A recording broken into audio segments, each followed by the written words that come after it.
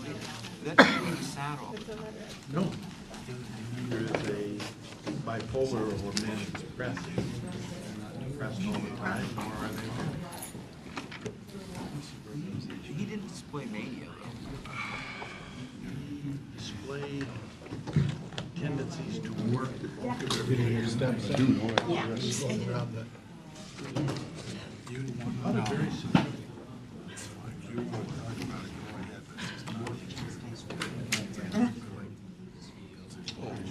I can't see that. So we're a lot of drug addicts. Like your shirt. Okay, all right. 2.5 hours, huh? Did I quote you correctly in that story? Board meeting? This is something for study session. Just tossing me a bone. How's it going? Air rub that.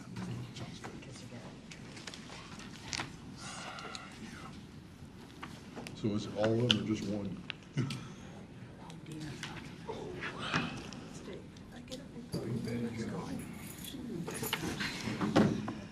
Big, yes. I didn't mean it that way. Yes, just. And getting bigger, unfortunately.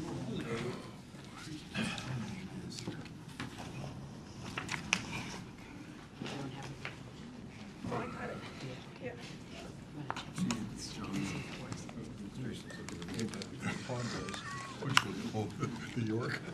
Does it go backwards, you know? I'm trying to How's hold Larry on. tonight? I'm trying to Doing hold well, on. sir. How are you? Heads up far.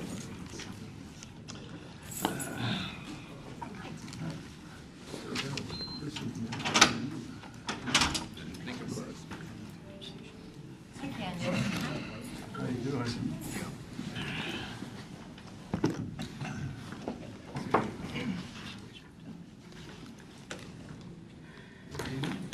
Yes, Robert.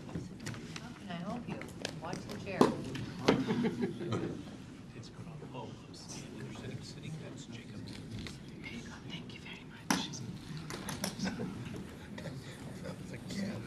Thank you very much. It's yeah. Well, it's gonna rain tomorrow. Oh, you know, I've been trying to avoid Look at that. No, you're gonna tease me into it, aren't you?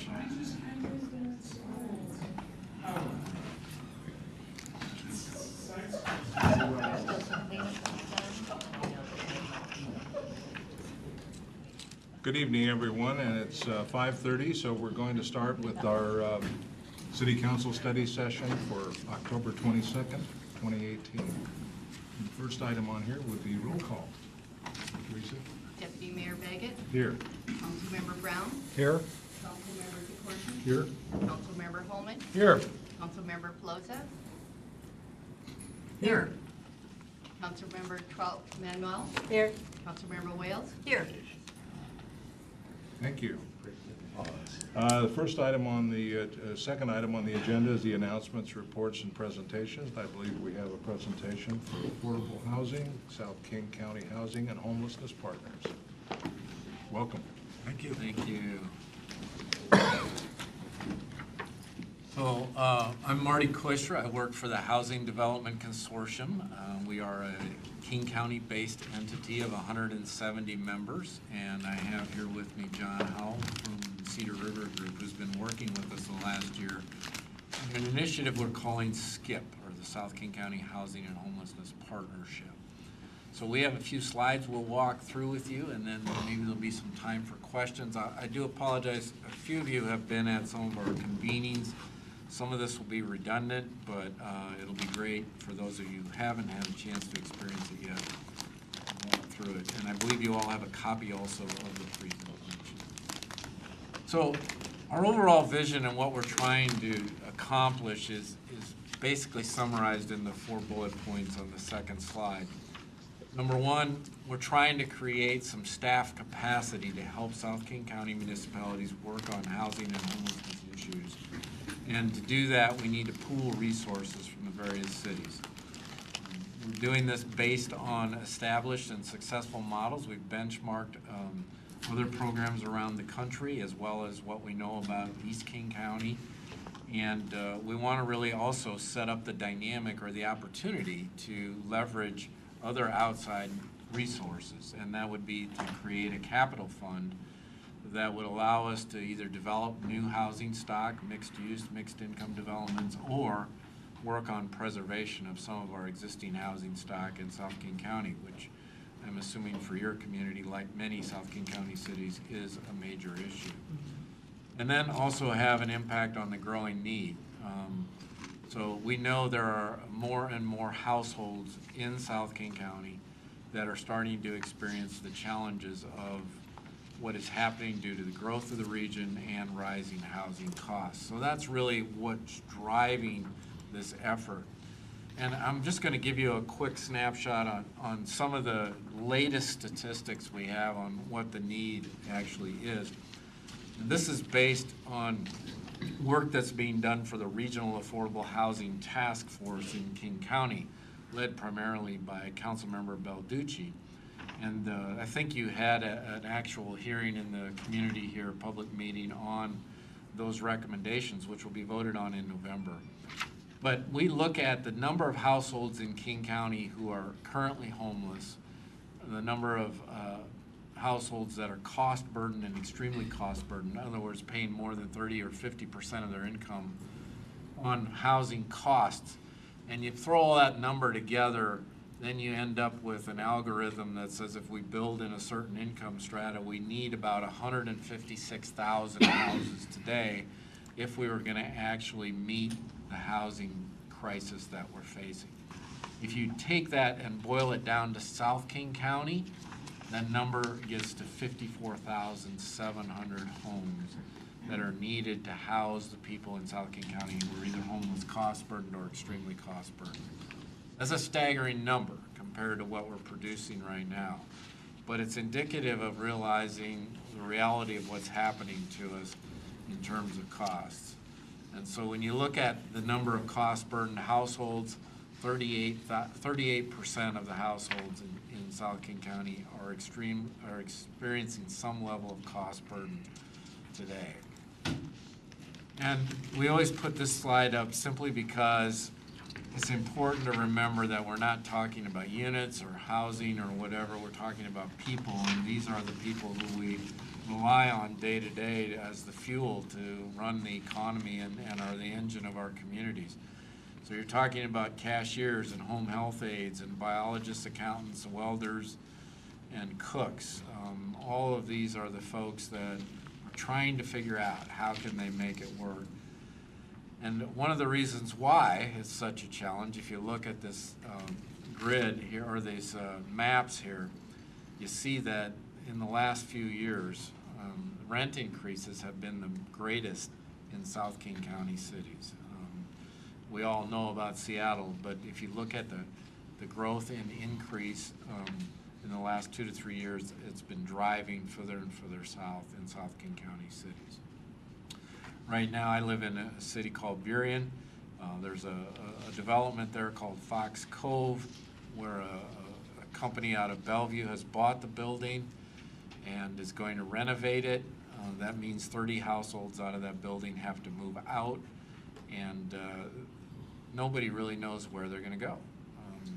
In South King County, to find comparable housing to that building is a real challenge. So you're talking about pushing people even further and further out of the area. Let me just say a little bit about why we're driving this forward. So during the 7 years prior to 2016, which was the formal beginning of a SCIP pilot, we called it, South King County stakeholders have been meeting on a regular basis, trying to work cross-jurisdictionally on housing and homelessness issues, and created the South King County Response to Homelessness. HDC agreed as an entity in 2015 to start the pilot in 2016. This is the end of the 3-year pilot, by garnering some resources from 6 cities. You were one of those, and from a lot of private philanthropy, and we packaged that all together. We hired a staff person by the name of Joy Scott. Some of you may have met her at some point in time. And she led the effort for 2 years. And we believe that during that time proved that there's real value in having dedicated staff support to be able to help the cities. So we have been working hard in this final year with the help of the Cedar River Group to ask the cities to come to conclusion on the big question. Do you really want to move forward with a formal collaboration? And John will tell you more about how we've progressed along answering that question and where we're at today. Thank you, Marty. I've just been clicking the right arrow. Right. Let's see here. If I can get rid of that thing.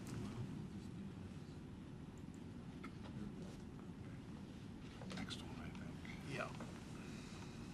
One more click. There we go. As Marty said, my name's John Howell, and my apologies. I came down with a head cold over the weekend, so if you're having trouble hearing me, I'll just wave at me, I'll speak up. So the concept here is that we wanted to build off of the success that Marty just described, that Joy accomplished after 2 years of working on this pilot project, bringing cities together. And we decided early on that we would work on 2 levels, on the elected official and manager and city administrator level, and at the staff technical level. So for the last several months, we have had convenings of elected officials and senior staff from every jurisdiction in King County. Every jurisdiction was invited. We've had Councilmember Baggett and DeCourcy and Mayor Backus, all of whom have attended one or more of those meetings. And we also created a work group that did really an extraordinary amount of work over the last 6 months. From your city, Joy Scott was one of the members of that group.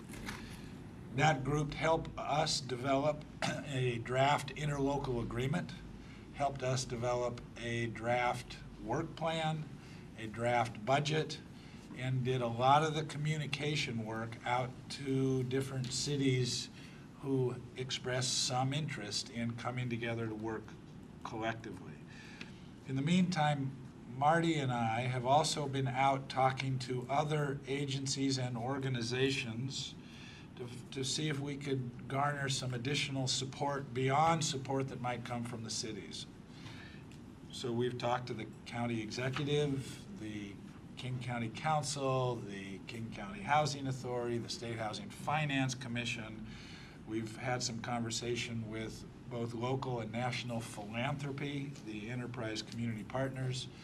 And the long and short of those conversations is, if the cities agree to come together and create this collaboration, we believe that the organizations that are listed on this slide will also support the work of that collaboration. So we think there is quite an opportunity here to leverage some additional funds. I will run through at a very high level a couple of bullet points from the draft interlocal agreement that the staff group has put together, and also talk a little bit about the work plan. So the agreement creates the collaboration. It is not a new entity in that it is a collaboration of cities, but it doesn't create a new organization. It comes together as partners, and it is also voluntary. No city will be forced to join unless they want to join. It also creates the county as one of the initial partners, along with the cities from South County who want to join. The interlocal creates an executive board, which is described as the body that oversees the work of the staff. The governing board would establish the work plan, the annual work plan, and the budget. Every member jurisdiction would have a member on the executive board, and 1 member, 1 vote. The agreement itself is structured currently as a 5-year agreement, but it provides the ability of a jurisdiction to withdraw after the first 2 years. And this, a couple of things. The reason for the 5 years is we would prefer that the interlocal agreement, which will have to be adopted by all of the participating jurisdictions, not have to go back and be reapproved annually or biannually. But the budget processes themselves are obviously annual or biannual, and that's the point at which cities would have the ability to make decisions about continued engagement. The interlocal agreement also creates some structures in order to establish a capital fund that Marty and I have described, that we think there is the ability to secure private and philanthropic dollars to support new housing construction or housing preservation, and that this capital fund could be created, and the vehicle to do that is described in the interlocal agreement. Some of the work of the work plan includes some of the following items, and I will say that the staff work group prepared a 15-page document that describes what shows up here as one slide, so there's a lot of detail here, and I will describe it at the highest summary level. The work could include assisting jurisdictions in developing new mixed income, mixed use, affordable housing in high capacity transit areas. It could include creation of new programs to preserve existing affordable housing stock, which we've heard from a number of cities is a significant need. It could include the establishment of this capital fund that we've described. Could include work to help local jurisdictions prepare and adopt legislation to provide housing security. Some work that Joy began with several cities when she worked on the SCIP pilot. One of the things we've talked a lot about with both the staff and the elected officials is currently South King County does not have the ability to speak with one voice when it wants to engage at county, regional, or state forums regarding affordable housing and homelessness.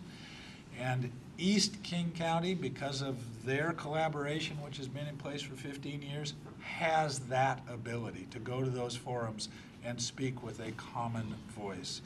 And we have been told for now a number of years that a region that can come together around a common point of view has much more influence at those regional, state, county tables. So that is work that would be done through these positions.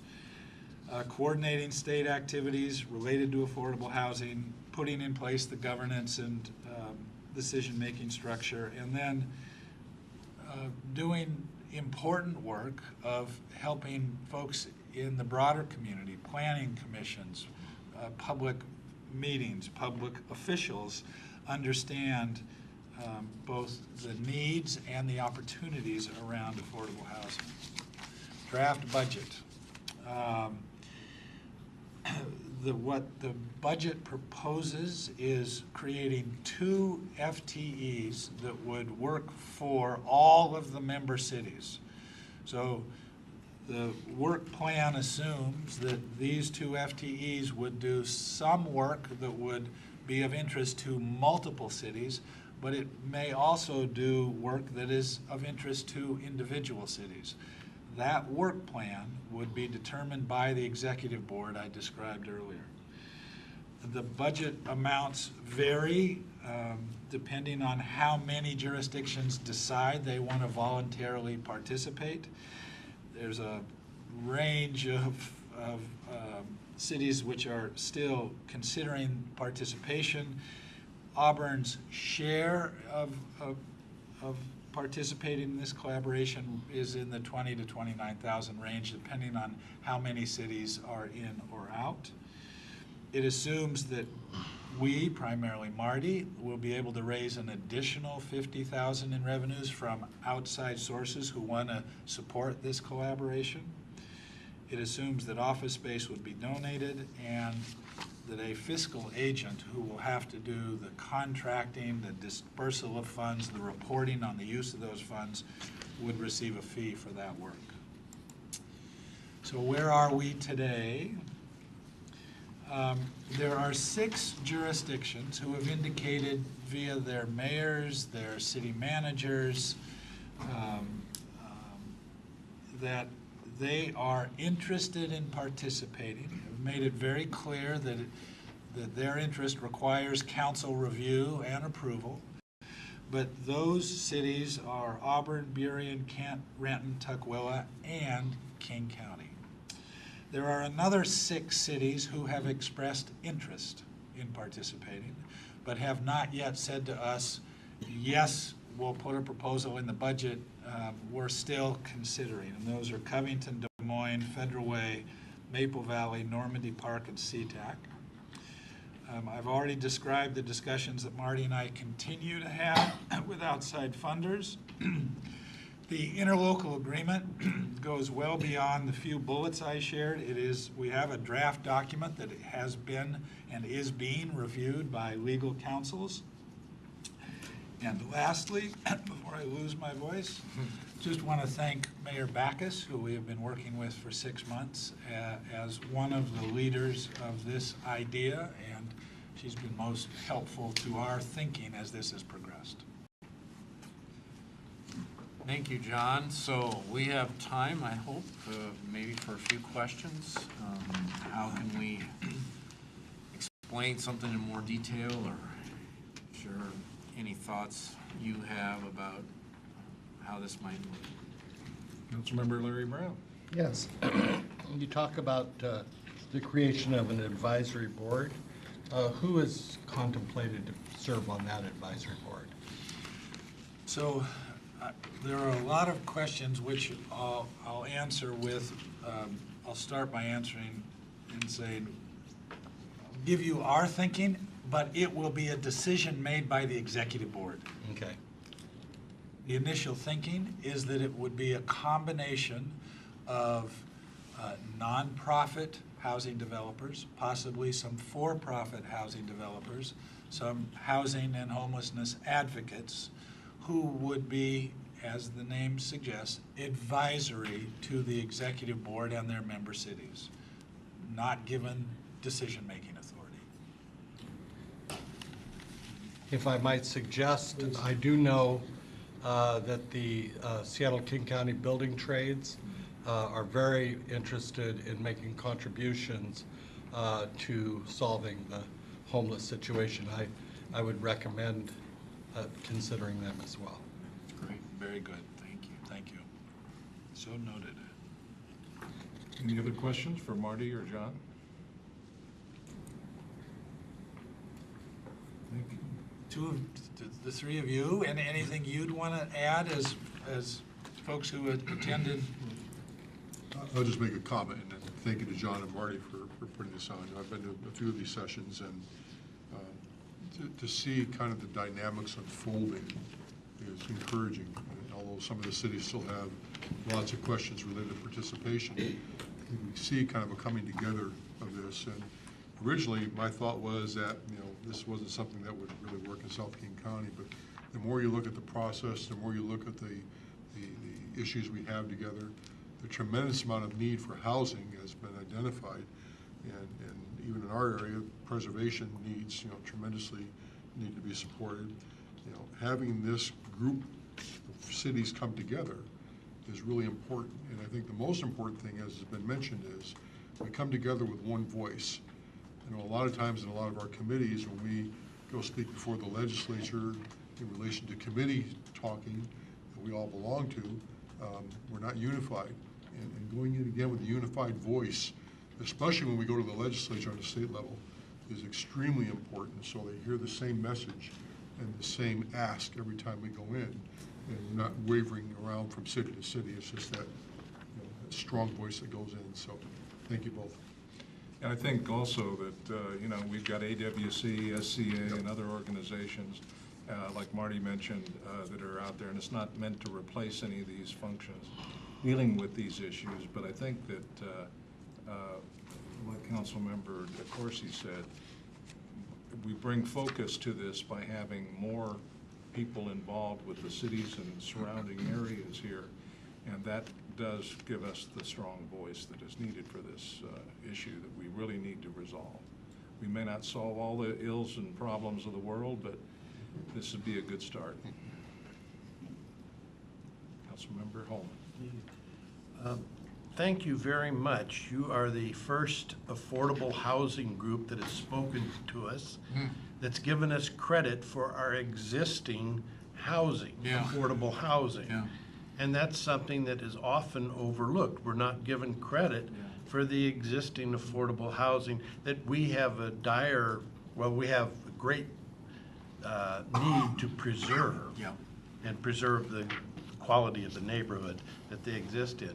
As a older city, suburban city, we have 50, 60, 70-year-old, perhaps older, housing stock. Yep. That we want to preserve those neighborhoods and yet maintain them as affordable for entry-level positions. That's right. You're absolutely right. I live in a 1908 home in Burien. And it's all part of the equation. And part of our biggest challenge is if we don't get in front of some of the dynamics that are happening, we're seeing these, what we call naturally occurring affordable housing being bought up. And it's either being torn down and replaced or bought up and fixed up in such a way that the rents increase. So we need a strategy that allows us to keep those rents where they're at. Otherwise, all of those people we mentioned will not have a place to live. One of the more interesting things that I've heard as we have talked to a number of cities, Renton, Auburn, Kent, Burien, Normandy Park, have all said, we need strategies to help our citizens age in place. Because whether you own or you rent, if you're a senior, you are getting priced out of the housing market. So there is a lot of commonality, maybe different tactical strategies in different communities, but that concern is shared by a number of cities. And it deals with existing stock. Councilmember DeCoursey. When you look at the city of Auburn and what's been accomplished here, and we can see Mr. Norman to give us an update on KCHA, but we look at just the things that have happened here recently, and the most current example for me is the villas in the reserve that have been built. And I know the mayor was over there, and some of you were over there for the grand opening of the reserve, which I couldn't be at, but it's senior housing with an indoor pool and a lot of other amenities. But on the other side of the villas, I'm there quite often because my daughter-in-law lives there. After being homeless for quite a period of time, she was able to secure an apartment at the villas. And not only does she love it, she's meeting all the neighbors, they're getting together, and they're sharing their stories of how they all came to be residents at the villas. And the stories are all similar. So again, as we see South King County kind of evolving in this, the stories aren't different, the need is great, and how do we really do come together to support the need and get those people who have those stories definitely a place to live that they call home. And that's what it's all about. Any other questions for Marty or John? Thank you both. I'm sorry, Mayor Backus. Just a thank you to both Marty and John and to Joy for the work that they've done on this. It's really been good work. I've appreciated the opportunity to work with you, but just knowing that your hearts are in this and looking out for South King County. I'll maybe say it before, we've always taken care of each other because nobody else ever would. And so this is just building on that the voice of South King County really is one to be reckoned with now, and this will just strengthen that. I think you're absolutely right, and I honestly believe there are a lot of people that care about South King County. They're trying to figure out what's the pathway, right? We believe this is the clear signal that the cities can send to the broader community and philanthropy and others that we really want to work on this issue. Thank you again. Thank you you very much. Next on the agenda, we have ordinance number 6697.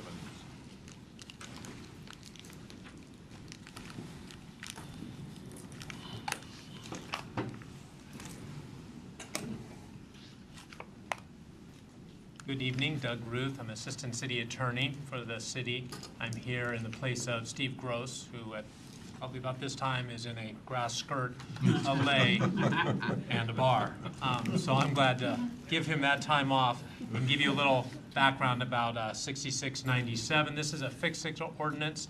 You may remember back in August, this body passed an ordinance to change some of the city laws to make it easier for the prosecutors to charge some crimes, unlawful imprisonment, forgery, and controlled substances.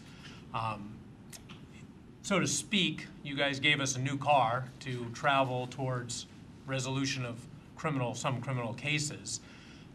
The prosecutors have been riding the King County attempt bus for too long, and it wasn't very efficient. So we looked for a new misdemeanor car, and you provide that to us. But as soon as we got it off the lot, we realized that there were a few things wrong with that new misdemeanor car, and it needed some fixes. It wasn't street legal, and that's what this ordinance does. It makes it street legal.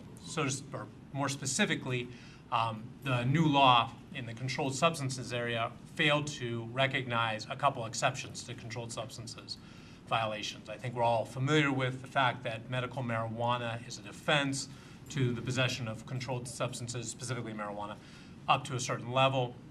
The change in 6697 would recognize that in the new city ordinance. So the medical marijuana chapter is RCW 6951A. So in each of the violation sections, A1, 2, and 3, their preference now with as otherwise authorized in 6951A. So basically it is saying that if you meet the exceptions or the defense of medical marijuana, this would not be a violation of the city's ordinance as well. Similarly, there's some exceptions in 6950 RCW, and that would be a quantities amount. I think we're all, again, also familiar with the fact that you can have now certain quantities of marijuana. Transporters of marijuana to licensed facilities are not delivering marijuana under the state statute. People that test marijuana, these kind of exceptions are in state law, and this would recognize them in the city ordinance as well. In that same line, recognizing that there are exceptions in 6950 which would be exceptions for the city ordinance, and we really need to recognize those because we have to comply with them. The prosecutors can't charge controlled substances violations that are under the exceptions of state law. It also adds a penalty, and that's in D1 for the violation of knowingly growing, manufacturing, processing, delivering, or selling marijuana. And that was the violation or the penalty that was in state law before the adoption of the initiative in recreational marijuana. So we're just asking a few changes to the car so we can keep moving towards resolution of the criminal cases. I'm open for questions if anyone has. Any questions for Doug? Thank you. Thank you, Doug.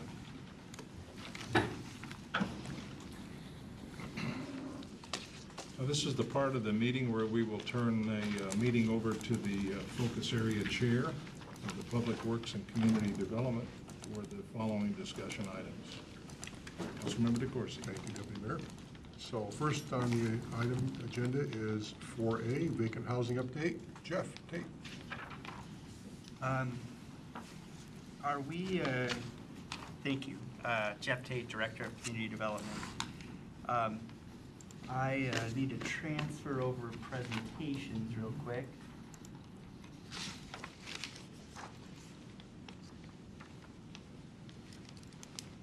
like to ask Chris Barrett to join me up here, Lead Code Compliance Officer, to walk through vacant housing and vacant property registration program in the city of Auburn.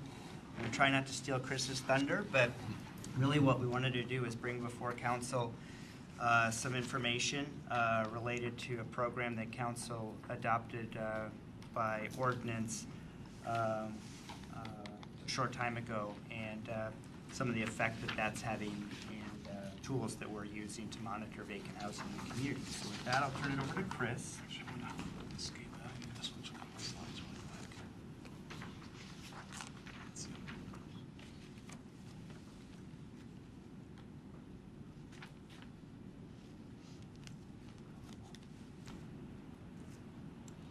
I apologize, somehow these got mixed up in translation. My name is Chris Barrick. I'm the lead compliance officer for the city, and wanted to talk to you tonight a little bit about vacant property registrations. Back in late 2016, you guys adopted the section of city code in Title 15 that pertains to vacant property registrations. This presentation is going to be a bit text heavy, so I'll go over some of these. I won't read them verbatim. Part of the registration process is there's 11 stipulations or requirements that properties need to meet to be on the registration without any code violations. The ones that we're really running into problems with that has come up so far is number 1 and number 4. 1 is the be free of violations. Generally what we're finding is tall grass and weeds, junk and debris, and those seem to be one of our biggest problems that we're having so far, as well as number 4 with the exterior lighting to be on a timer for nighttime. What we've added with our preservation companies and banks is that we allow them to use either a battery or solar powered light source that is on some sort of timer for nighttime illumination. That way it gives the appearance that somebody's home during the evening time hours. Continued there. Some of the big benefits that we're seeing for the community is it allows code enforcement to keep these on our radar.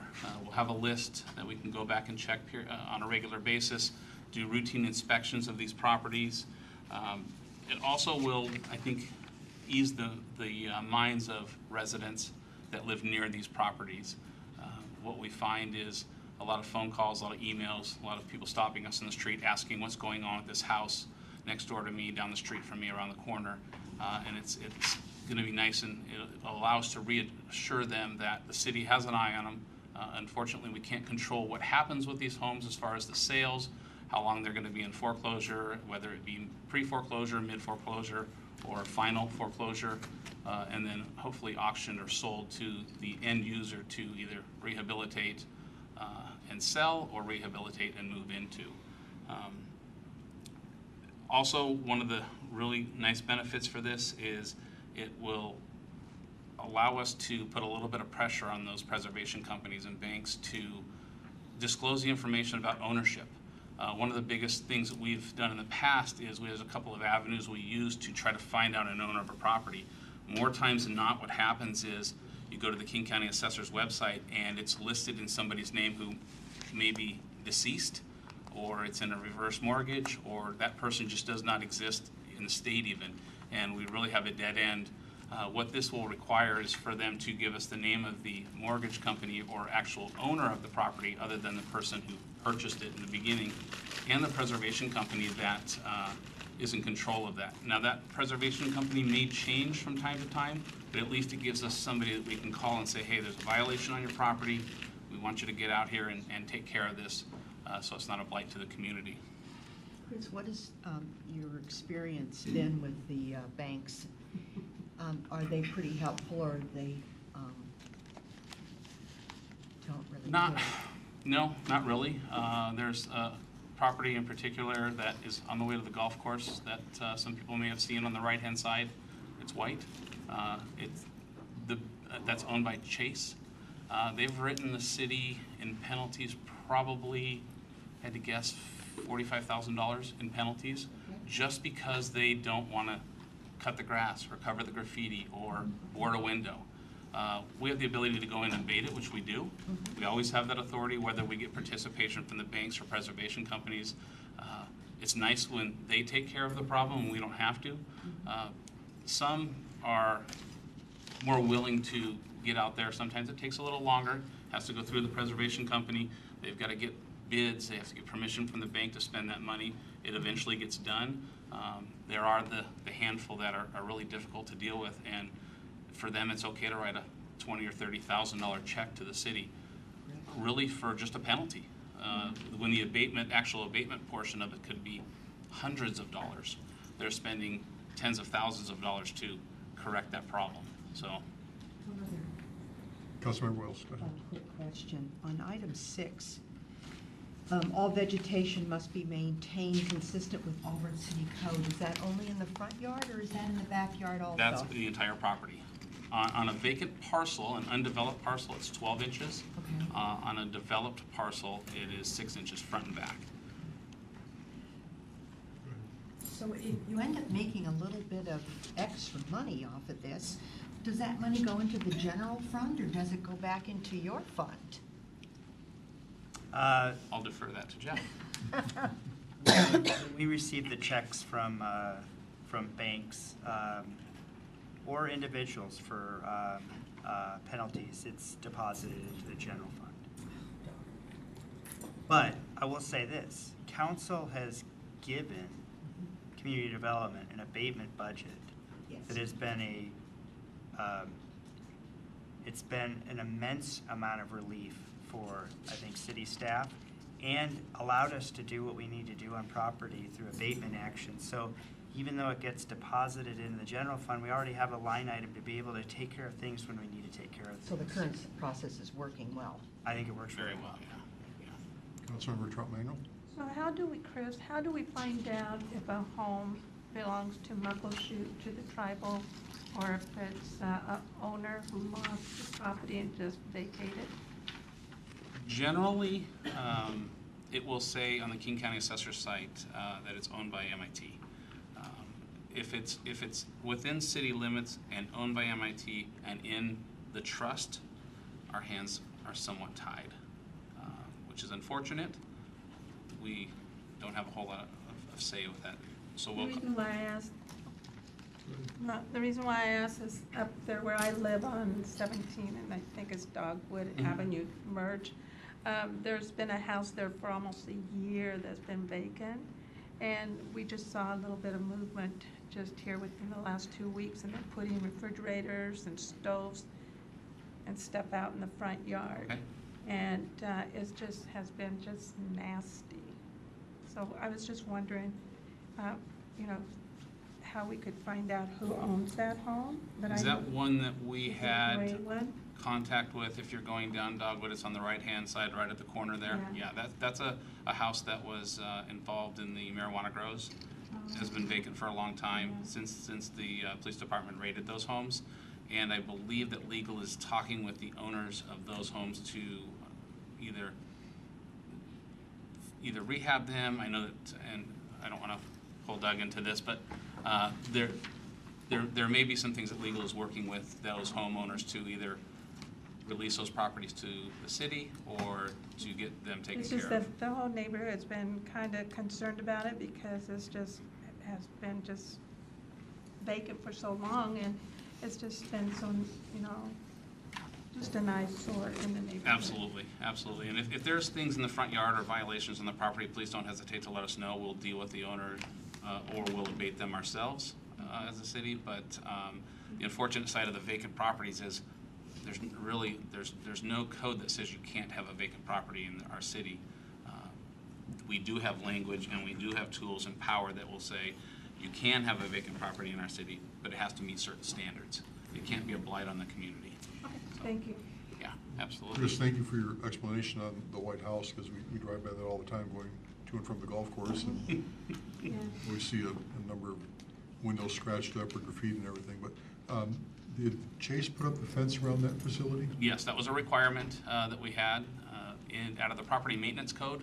we deemed it a dangerous premise, and we required that the premise be secured, and the only way to secure a premise is by fencing.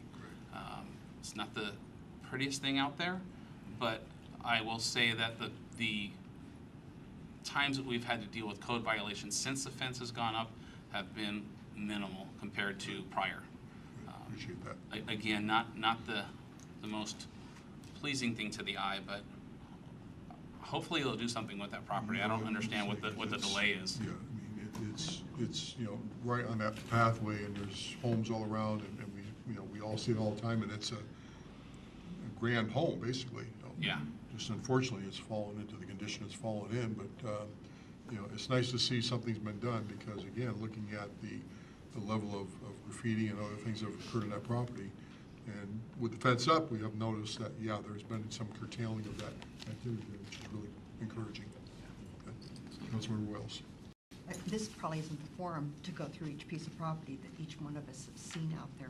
Are we able to contact you and ask you, if we keep the information confidential, what the status may be of a piece of property? Absolutely. Yeah. Just shoot us an email or phone call, and Right. if you have specific addresses, we can go one by one. In 2015, I don't know if you're familiar with Jordan v. Nation Star. It was a lawsuit by a homeowner that was in partial, I think, mid-foreclosure or somewhere in the foreclosure process. And the case law on that is that they found that Nation Star was at fault, and where they went in, they changed some locks to secure the building, left a lock, to my understanding, left a lockbox on the door with instructions to call them for the key code to get the key to get back inside the house. Turned into a lawsuit, and Nation Star lost. So at that time, preservation companies and banks took kind of a really hands-off approach to touching anything. They didn't want to take care of vegetation, securing properties, because they didn't want to be placed in the same situation that Nation Star was. In March of 2018, House Bill 2057 was approved by the state, where it allowed us to go in and give the banks or the preservation companies an affidavit that basically said there are code violations. I think I put that copy of that in your packet. That's allowed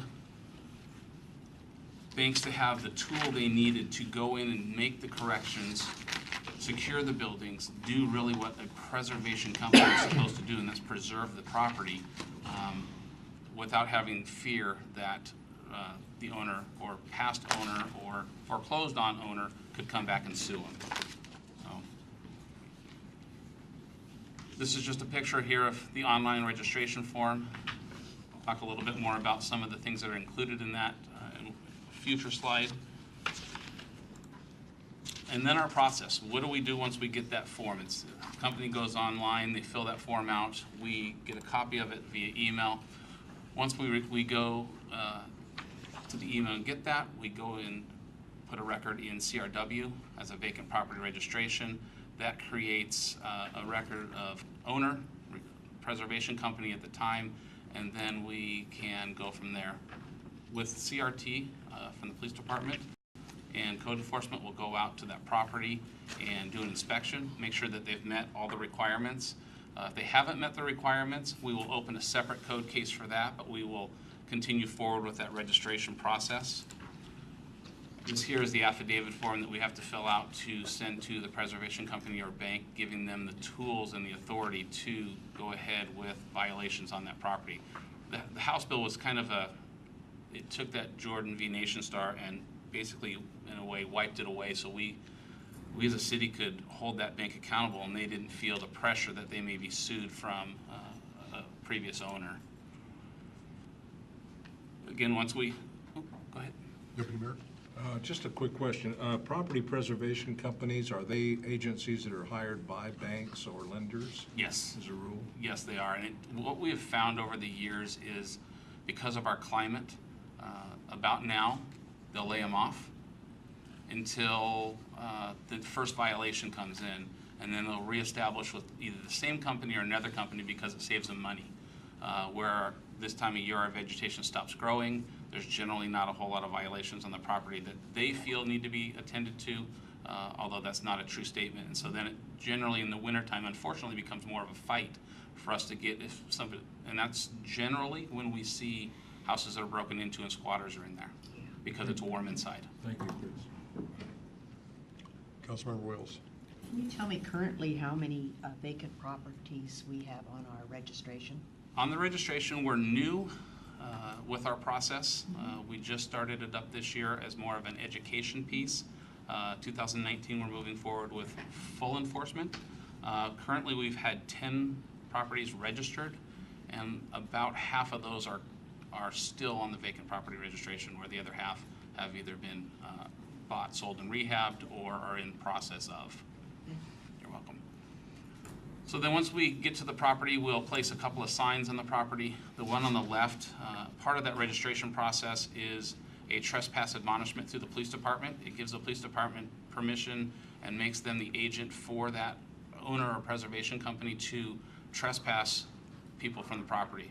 Where before, the biggest problem we had was we'd go to a property, there's really no victim because the owner is not present, and so the police would ask the person to leave and not come back, but really had nothing other than just their words to back that. Part of that registration process, we added in that admonishment program, which gives the police authority to formally trespass the person, and if they come back to the property, then they can be arrested. That would be the private property sign, and then on the right side is the registration sticker that we made up that it's somewhat inconspicuous. The one on the left is very noticeable. We wanted to try to not draw attention to these houses any more than they already have, and so we came up with this little small sticker. It's about the size of a Post-it. It's unreflective. That way, material, if the police departments or fire departments drove by, saw problems with that, they would see that registration number and know that they could contact code enforcement, and we'd be able to give them information on owner and preservation company or both. And then just kind of this is one house that we've dealt with. The pictures on the left will be pictures of what a typical vacant property that is not being maintained prior to House Bill 2057. We dealt with a lot of these. We abated a lot of these properties.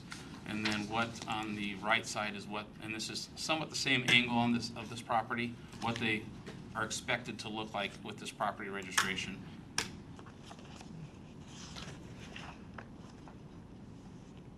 Again, it's more about appearance and blight to the community. We understand that there's going to be circumstances that a house has to be vacant or is going to be vacant.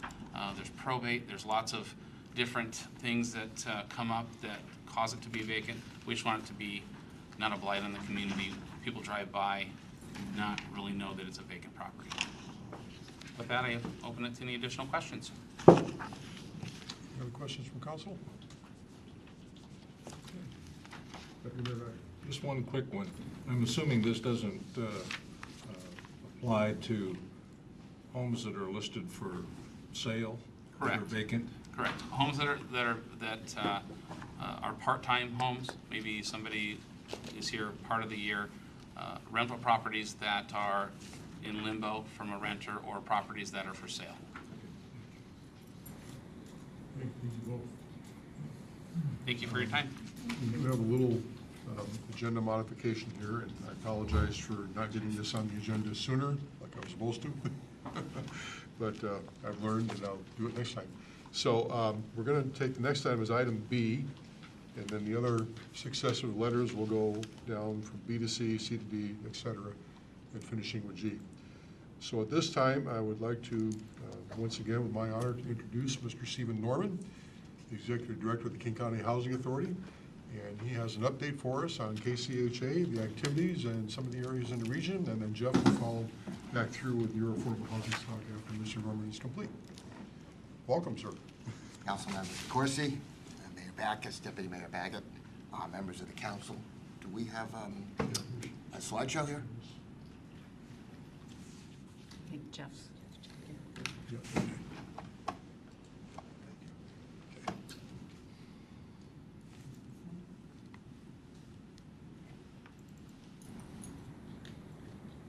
Yes, bingo.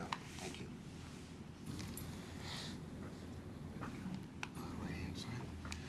Well, I'm delighted to be here. I'm going to talk briefly about what we see from our perspective as being the housing situation in Auburn, and I think I can sort of go through that fairly quickly because I think you got a bit of an overview from Marty earlier on. And then I want to provide a brief tour of the housing, the Housing Authority's activities in Auburn. That's a little longer because we've actually been in partnership for about 60 years, and it's been a good, long, productive partnership. And then I want to discuss ways in which we could conceivably look to how we expand and build on what is already an existing strong partnership. First, a few brief facts about the King County Housing Authority. We were established in 1939. We are not part of King County government. We are a separate local municipality under state law. We receive no ongoing support from either the state or from King County. Our sources of revenue are both from the federal government and from the rents that we charge residents in our properties. We serve all of King County, the suburbs, and the unincorporated county outside of the cities of Seattle and parts of Renton. And we currently house about 20,000 households every night, 10,000 in houses that we own throughout the county, and 10,000 through rent subsidies that we provide to households that then go out and rent on the private market. So this, okay, what am I doing wrong here? Yeah, thank you. Just the Left hand, okay. So one of the most critical metrics that we look at when we look at housing need is the number of homeless school children being reported by local school districts in King County. We find this particularly critical because of the reality that kids who are homeless, who are living in a hotel, 5 to a room, or a shelter, or in a different relative's couch every week, aren't going to succeed in school. And I think this is a critical point for the future of the region. And the picture is not particularly pretty at the moment. There are some 9,000 homeless school children reported last year in King County. We had 306 students reported by the Auburn School District last year. This has more than doubled in the last 5 years. It's about 1.8% of all enrolled students. Also, another metric that we look at is classroom turnover, which in many cases deals with folks who are not homeless but are being forced to move at a fairly rapid clip from one house to another. Housing instability is one of the ways in which shelter burdens and housing poverty manifests itself. Auburn had a classroom turnover rate of 22% in 2017. This was the third highest of any of the 28, 29 school districts in King County. This is the percentage of all students enrolled at any point during the year who are not in the same school for the entire year. And every time I go around and I talk to principals or teachers and I ask what the issues are, I hear about classroom instability, that it is really, really hard for a teacher dealing with a class where kids are coming in at different points in the year. There are different points in the curriculum. It's destabilizing for the rest of the classroom community in terms of constantly having to deal with new kids in the classroom. It's a serious constraint on our ability to get the schools and the quality of education up to the point where we all hope it's going to be. 73% of the homeless students identified in Auburn last year were students of color. So then the other piece we look at as a critical metric is shelter burden. And this is essentially how much of your income is going towards rent and utilities. Auburn has about 7,500 rental households that earn less than 80% of the area median income. And 70% of those pay more than 30% of their income for rent and utilities. That's what's considered shelter burdened. What I look at more particularly, though, is the number of households, and it's a full third, who pay more than 50% of their income for rent and utilities. And somebody who is paying 50% or more of their income for rent and utilities is basically one missed paycheck or one rent increase away from homelessness. And this, to me, is a concerning heads up that you've got 2,500 existing households in Auburn who are paying more than 50% of their income. So in the last 2 years, we have seen South County rents rise actually at a faster rate than any place else in the county, including Seattle and the east side. And there's a good news, bad news story here. One of the issues that Auburn has struggled with is that you have had a fairly significant inventory of older, cheap housing that was getting increasingly dilapidated. The good news is that the cash flow enables landlords to recapitalize the properties, make repairs.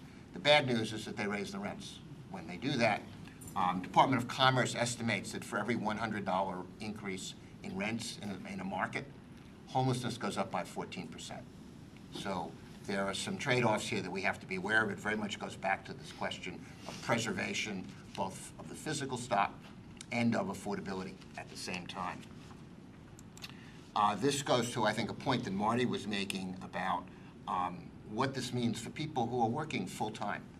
Currently in 98002, which is the least expensive zip code in Auburn, the housing wage, which means what you would have to earn on an hourly basis working a 40-hour week to afford a 30% of income, a unit that was at 40th percentile of the rents for that unit in this market. For a two-bedroom, that's $32 an hour. And when you, of course, look at the fact that a barista makes $12, $13, a customer service rep makes $20, a medical assistant makes $20, you can see that the prices, the rental prices here, have outstripped folks who are the core of the local economy working in lower wage jobs.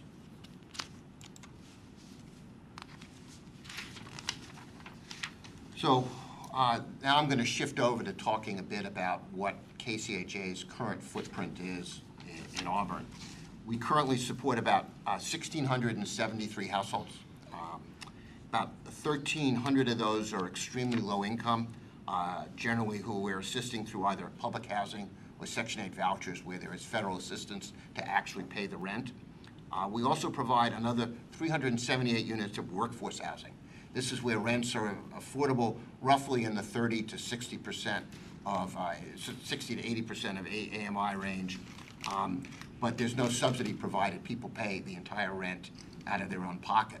What happens, though, is as we buy properties, we will only then increasingly raise rents as our operating costs go up. So there's a disconnect between where the market has gone and where our costs have gone. This is much more evident on the east side, where we have buildings that we bought 20 years ago that are now 30% below market, but we are starting to see it in those properties that we own down here as well. The total number doesn't completely foot because some of our tenant-based voucher holders choose to live in some of our workforce housing, so we took them out to eliminate a double count in the full number. So clearly, while 1,600 units may seem like a lot of housing, the fact that it is wildly insufficient for the need just within the Auburn community.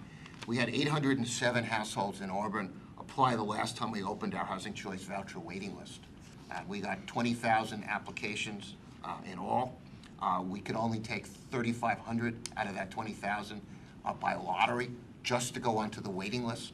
And the folks who go on the waiting list have 2, 3, 4-year waits before they actually get housing.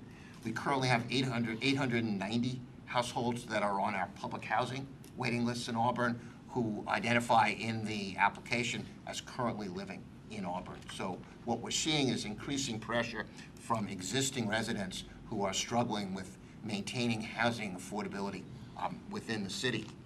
So I'm going to briefly run through please. Councilmember Wills. If you're homeless and so you're residing nowhere other than maybe outside in Auburn, can you get on the waiting list? Absolutely. And matter of fact, we give a preference for homeless, and roughly 50% of our intake annually comes through those. So public housing, our oldest program started with Green River Homes in Terminal Park, now known as Valley Park East and West, that were built in 1958. 60 units, 90 units are actually adjacent to Les Gove Park, and a small part, the Valley Park West, is near Terminal Park Elementary School. The other public housing for families are the Burndale Homes and the Furwood Circle each with 50 units that were built in 1971. Burndale is also home to the Auburn Food Bank, which we have continuously upgraded as part of a partnership with the food bank over the years. Our last family public housing complex is Northwood Square, which was a privately owned 24-unit Section 8 complex that went up for sale. We would have lost the subsidies if it had been bought by a private buyer, so we stepped in to maintain the subsidies and the affordability. Otherwise, existing residents in that building would have been forced out. The second public housing program is our program for seniors. We have 3 senior complexes in Auburn with 172 units. Wayland Arms was built in 1968, Plaza 17 in 1971, and Gustavus Manor, which is right across the street here on Main Street, was built in 1982. We also work with nonprofit partners, particularly around homeless issues. We provide project-based subsidies where we've actually taken the federal rental subsidies and anchored them in a building rather than giving them to a tenant. These support transitional and permanent housing programs run by the YWCA, St. Stephen's Housing, Valley Cities Counseling and Consultation, Sound Healthcare, and Nexus. I'll talk a little bit more about a couple of these in a minute. We provide tenant-based vouchers to a series of programs operating in Auburn. We work with the VA under the VASH program. We're housing 37 formerly homeless vets in Auburn under that program. We have a wide array of programs for disabled households, which we run in partnership with King County's mental health, behavioral health care systems. They house about 121 individuals through vouchers as well. We work with our partners around domestic violence survivors. We have programs with LifeWire and the YWCA, 117 vouchers countywide dedicated to that as well. Many of these individuals who we're serving under these programs would be on your streets or in your parks, but for the fact that we're able to get them into affordable housing with wraparound services. Then our tenant-based vouchers, we have 892 tenant-based vouchers in Auburn. We do this in partnership with over 230 private landlords. They essentially have to be willing to come into the program.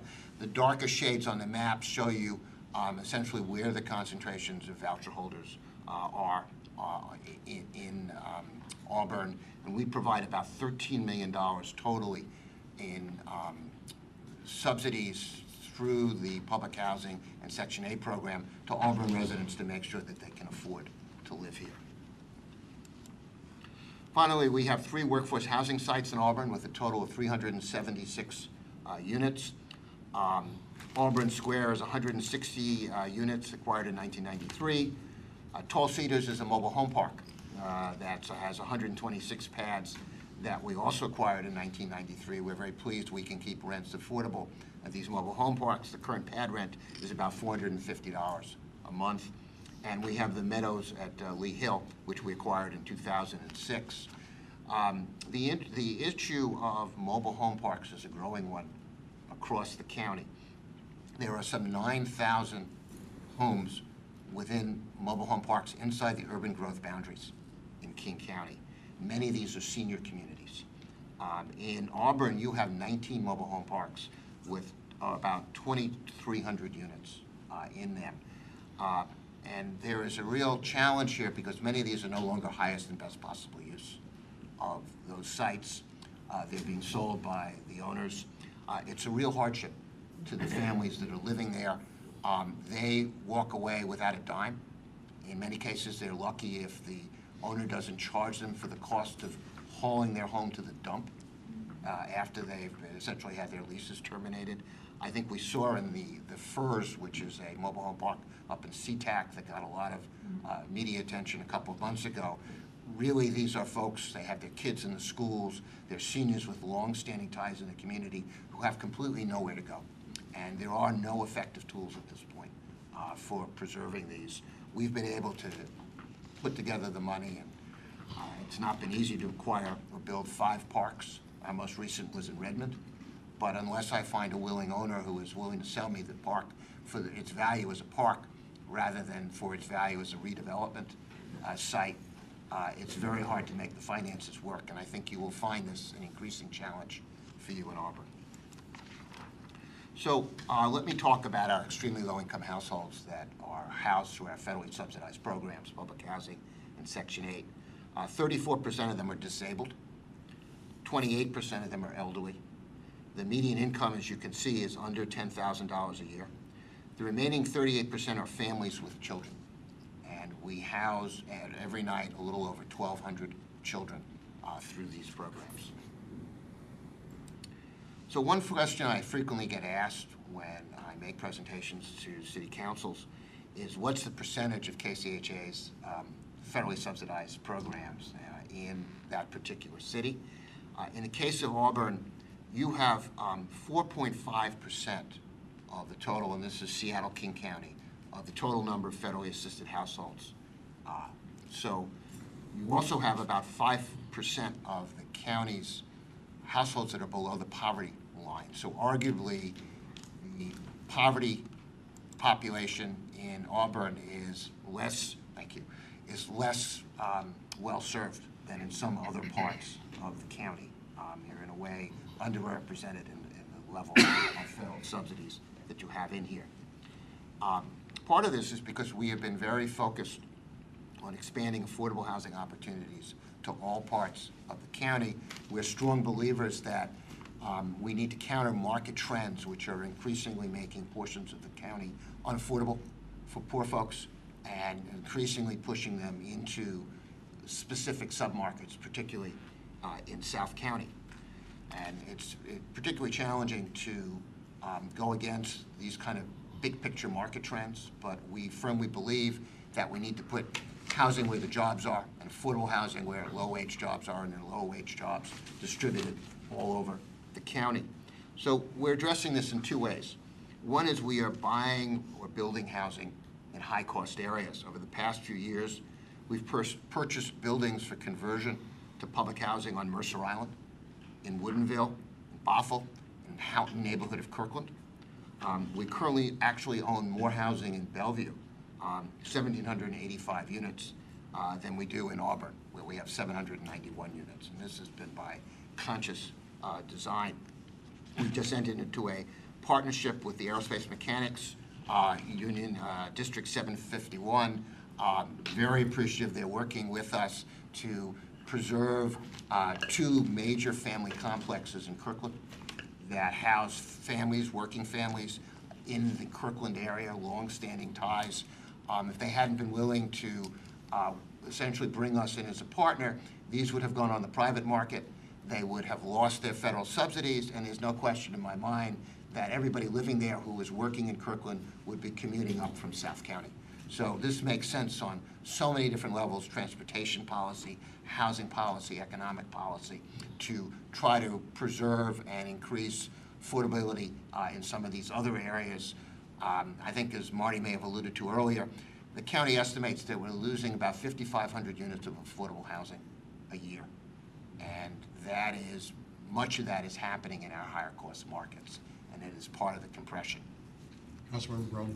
I appreciate you acknowledging that. I work for the Aerospace Machinists Union, and we made a very deliberate decision to retain the mission of that housing, and yet because you were willing to partner with us, we could do that. And then what our intention is to create workforce training capabilities to help people gain high skills so that they're not living in a low-income housing and have an opportunity to get into commercial housing, market-based housing. So that's what I call a win-win. We appreciate very much the King really County Housing Authority. District's vision on this, so thank you. You're welcome. So we're currently also assembling land and developing plans for new affordable housing in downtown Redmond and downtown Issaquah as part of the whole TOD development on the light rail lines there. The second thing we do is around our Section 8 program. And we have redesigned the program, which was a HUD one-size-fits-all program that gave a single rental subsidy for the entire county. And we were able, because we have some flexibility as a moving to work housing authority, to changed that, and we've created zip code-based submarkets. So we actually have a 6-tier system where, for example, we'll pay in some markets in Redmond and Bellevue more than $7,000 more a year in subsidy to keep a family in a 2-bedroom there than we would pay down in Auburn.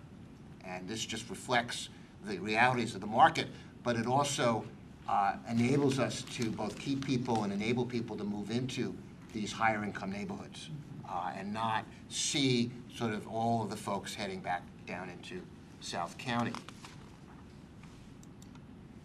So just very quickly, some visuals. This is Green River Homes.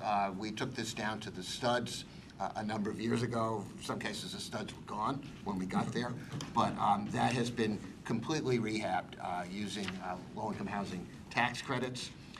This is Furwood Circle, one of our 50-unit complexes. 78 children, for example, live on this site. Let's talk for a moment about those kids. So these 1,228 kids who we serve. We believe at the Housing Authority that we have no more important mission than the kids we house. That if we are just raising the next generation of public housing applicants and residents in our housing, we've failed in our mission. And we think that housing is an important first step in assuring that kids have the opportunity of success. It's necessary but not sufficient. We need to do more to assure we're not essentially perpetuating poverty through these programs. We have to note that many of these children live in homes where English is not the primary language. We find quality after-school programs is a key part of the equation, and that while a lot of the schools in Auburn have rich after-school programs, for many of the younger kids, if they don't get on the school bus at the end of the day and get back home that way, they have no means of getting home. And in consequence, what we did is we built 2 after-school centers on our 2 sites, Burndale and Furwood, so that we would have quality after-school programs that were right on people's doorsteps. And we find that this really brings kids in. Currently, the programs are run by Neighborhood House and the YWCA. They serve about 80 kids, not only from our complexes, but also from the surrounding neighborhood. We work with the local elementary schools, such as Lakewood, to support the academics and provide homework assistance. Many of these kids can't take the math problems in an English textbook home and have their parents help them figure it out. I speak English, and I couldn't help them figure it out. We provide after-school snacks, which is an important part of the food poverty that we see for many of your lower-income families. We engage the parents, working on parenting skills, teaching them how to work effectively with the schools and how to deal with drug prevention with their kids. It used to be that after-school programs focused on keeping kids off streets, out of gangs, off drugs. We've really added a 4th leg, which is around academic success for these kids. Our 3 sites with 172 units for senior disabled households all have support service coordinators who come to the site to work with the seniors. One of the important missions is to create a sense of community. What we're finding in the research nationally is that social isolation is as big a killer of seniors as cigarettes, that this is a depression and social isolation really is a primary social determinant of health. While our family programs look to create self-sufficiency and move people out of housing, our seniors and disabled, we look to keep them in the housing to prevent them from going into long-term care, assisted living facilities, which actually cost the public a lot more money. The amount of time we can keep them in the community living independently, the longer the better. There's a true growing issue of homeless elderly that we are seeing in this county. One piece of math, I think, sums it all up. The average rent on a 1-bedroom apartment in King County is now $1,700. The security payments, Social Security payments, now average $1,300. Do the math. Finally, just to briefly touch again on homelessness, these are some of the partners that we work with. We are candidly overwhelmed with the level of need. I think without us it would be a lot worse, but we simply are not keeping up with demand. And we are completely focused on making sure that our programs are accessible to folks who are coming in, and we work with the providers to provide wraparound services to make sure that they are successfully living independently in the community. 2 of our partnerships are focused on homeless youth and young adults. One is the Phoenix Rising, which is a partnership with Valley Cities Counseling and Consultation. It's 24 units up and running. The second, which we are looking forward to, with great expectation to a ribbon cutting in June, is with Nexus. It's a project called Arcadia, which will house 15 young adults. And it will also provide a drop-in day center and 12 shelter beds. And we think this is a critical part of the Nexus. Is a terrific organization. It's been around a long time here. They know the community. They know the kids. We're delighted to see them have more capacity to move kids off the street and actually into housing and start to focus on the next phase of their lives. We're now talking to community colleges in terms of how we continue housing support for these children as they essentially stabilize in housing. I know from long experience that you can't just put a kid into housing and expect that this is going to end well. You got to get them into education, into jobs. You've got to have an end game rather than just housing assistance. Finally, our workforce housing, just two photos, Meadows at Lee Hill and the Auburn Square projects. Both of these have been extensively renovated over the years. We were also the weatherization agency for the region. In the last 5 years, we've weatherized about 135 units in Auburn, reducing water consumption, energy consumption, reducing cost. In the case of 48 of these, they were single-family homes, where we find that this not only works from the perspective of saving the planet, but it also is critical for people staying in their homes if you can reduce their energy and their water costs. See, we have a question over Councilmember Brown. Yes, sir. A couple slides ago, you were talking about young people and, aging out and then trying to connect them up with the Green River College. I work with folks in the building trades in my professional life, and I know that they're looking hard for young people that, would have opportunities in building trades apprenticeships. I mean, for example, a first-year iron worker, first-year apprenticeship, $30 an hour, full benefits, and that's starting, and then 4 years later, they're up to $45 an hour, somewhere around. I'm weak in the knees. Well, if I was young enough and strong enough, I might enter into that, but I mean, it really is an opportunity for young people that may not be academically inclined immediately, and give them an opportunity, and then, you can transition later in life to other, management or whatever by continuing your education, but something, I don't know if that's a connection that you have made. I completely agree. I think the academic route is one way, but clearly there are many skilled jobs that go an apprenticeship route, and we'd love to talk further about how we I would love to. Yep, thank you.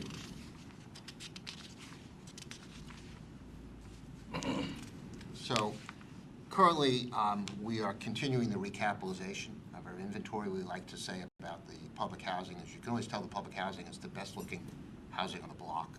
And we have spent a lot of time and effort. I would like to acknowledge Councilmember DeCourcy's pivotal role for many years in doing this, putting in rebuilding Green River to the studs, life and fire safety improvements in our senior buildings. They are actually predated code requirements on fire sprinkler systems, and we went in there and we've put in state-of-the-art fire sprinkler, fire communications equipment to assure safety for these folks.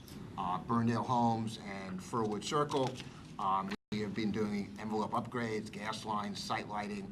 We're doing elevator upgrades now. You got out when it was a good time to get out, at all our senior disabled buildings.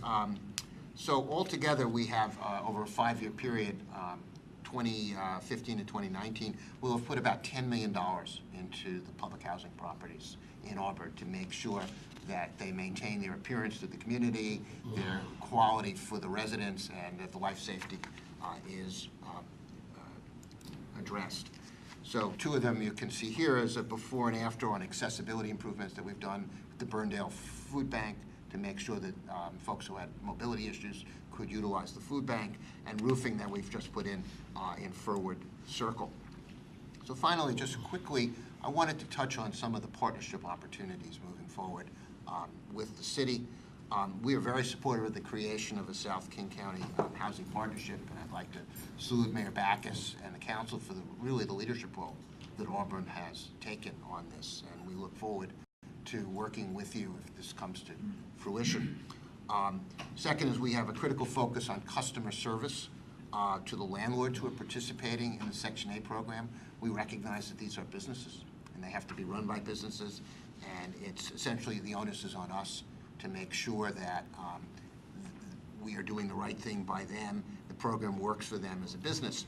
But we also want to work with them to get housing voucher holders, particularly VASH voucher holders, homeless veterans, into housing. Currently, we've got 112 veterans out on the street searching for housing with a voucher. So the issue is not economic. And many of these folks have somewhat of a checkered past, and what we need is landlords who are willing to take a risk on them. And I would love to work with the city to figure out how we go out and we message to landlords that these are folks who took a big risk for their country. We need to take a risk for them.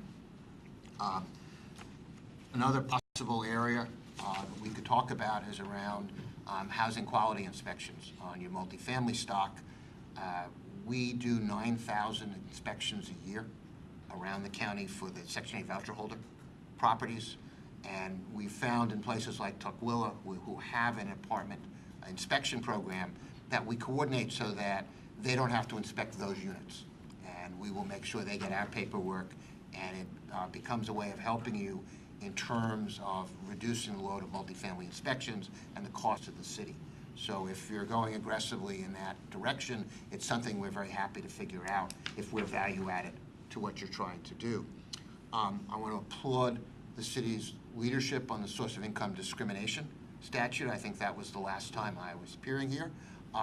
This was such a good idea that the state has now adopted it, and it is now the law of the land. And what I would look forward to is conversations with the city and the state in partnership as to how we best make sure that this law is essentially observed by everybody in the landlord community. Finally, I'd like to just note two things. One is a critical need for permanent supportive housing developments. I'm a big believer that some of our homeless populations do great with a voucher in scattered site housing. Others benefit from the level of wraparound services and the peer support that you get in supportive housing. And this is something that we have found to be a win all the way around. It is better quality for the community because it gets people off the street. It's way better quality of life for the folks who are living in the housing because they get the services they need to stay in the housing. And it's far cheaper to the taxpayer because you no longer have folks who are churning between the emergency rooms and the jails and the detox centers. You've got them in housing, and the data shows that the length and frequency of inpatient stays decreases dramatically once you can get people into that housing.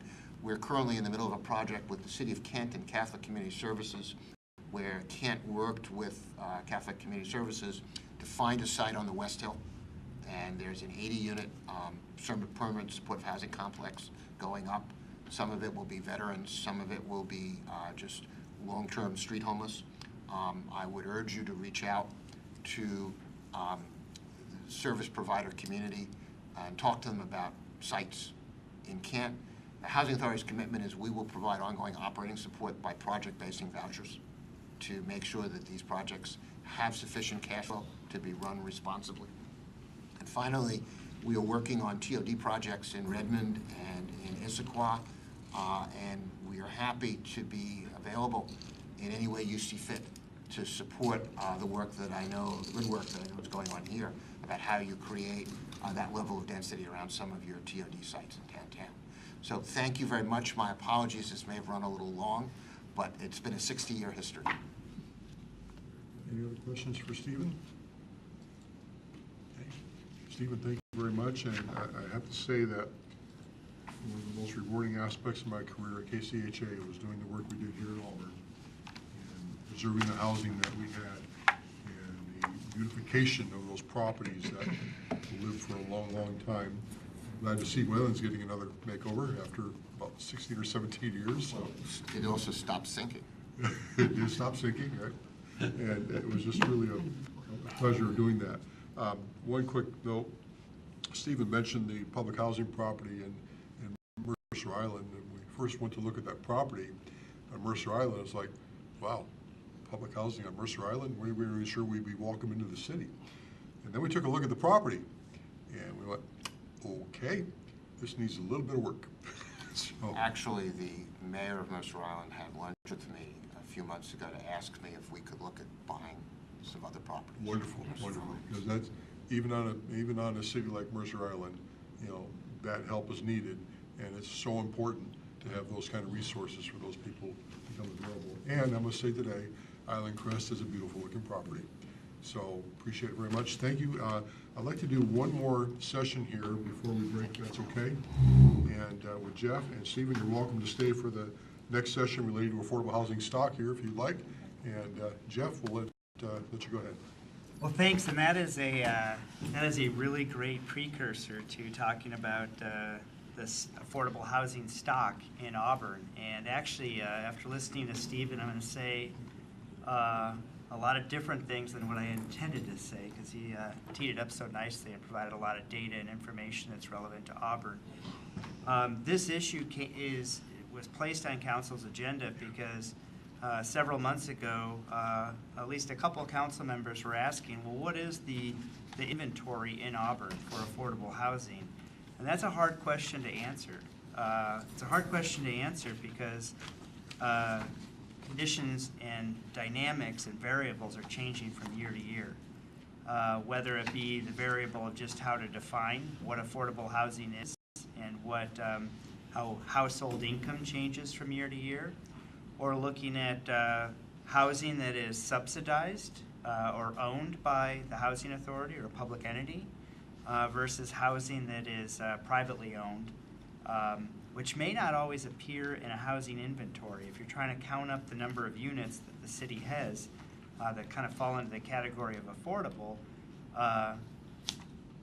privately owned units are a mix of that. And besides voucher programs, there's also developments, multifamily developments primarily, that take advantage of a number of programs offered through the Washington State Housing Finance Commission.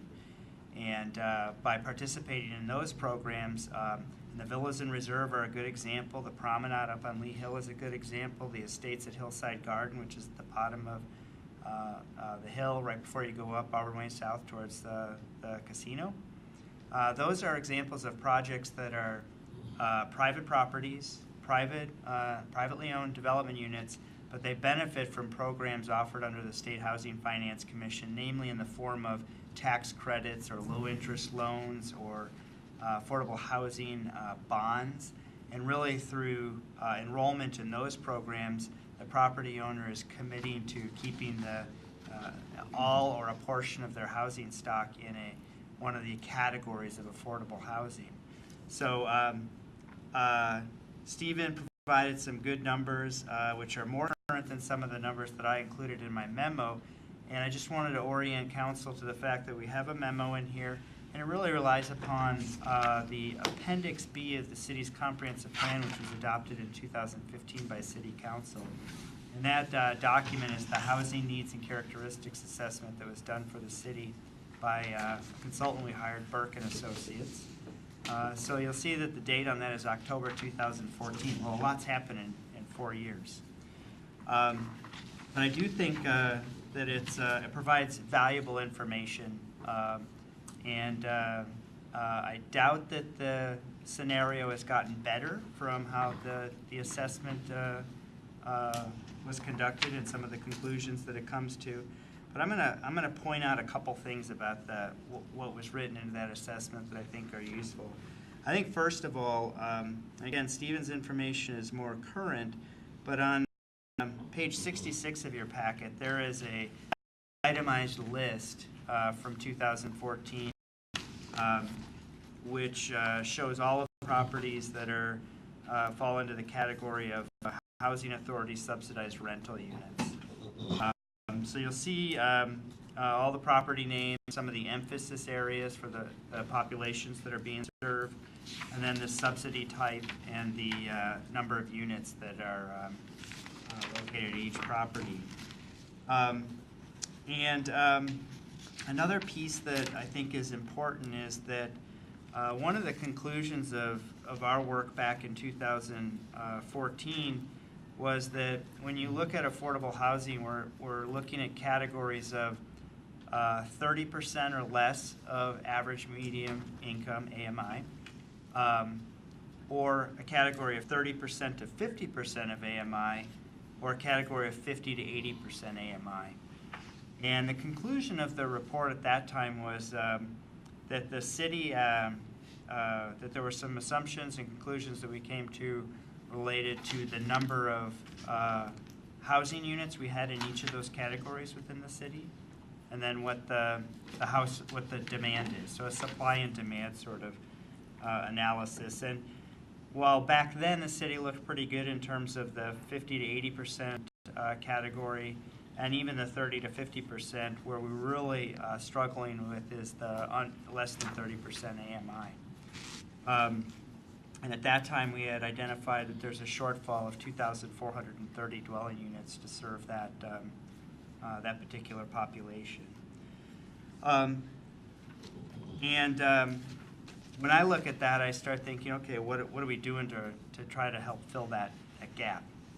And that's a tough one, because that's a tough gap to fill, especially when you're talking about programs that are privately owned properties. And while they're a strong participant in the solution to affordable housing, a lot of the programs for those properties that relate back to the Washington State Housing Finance Commission really are focused more on the other two categories. And we've had a number of recent projects that have been developed that have taken advantage. Like I said, the Villas in Reserve, 295 units at the Villas with rent-restricted housing. Beautiful property, beautiful project that's been put together. The Reserve is 297 units. That's a 55-plus community. Again, rent-restricted. Tenants qualify if they earn 60% of AMI or less. So that's been an important addition. Estates at Hillside Garden is the same kind of scenario. It's 55-plus community, and qualifications that they're at 60% AMI or less. So we continue to see, I think, a strong, each one of the newer multifamily projects that we see coming through the door at Auburn, most of them have some sort of affordability component, because most of them we are receiving a letter or an announcement from the State Housing Finance Commission that most of those development proposals have some sort of affordability component and are therefore taking advantage of one of the programs offered through the State Housing Finance Commission.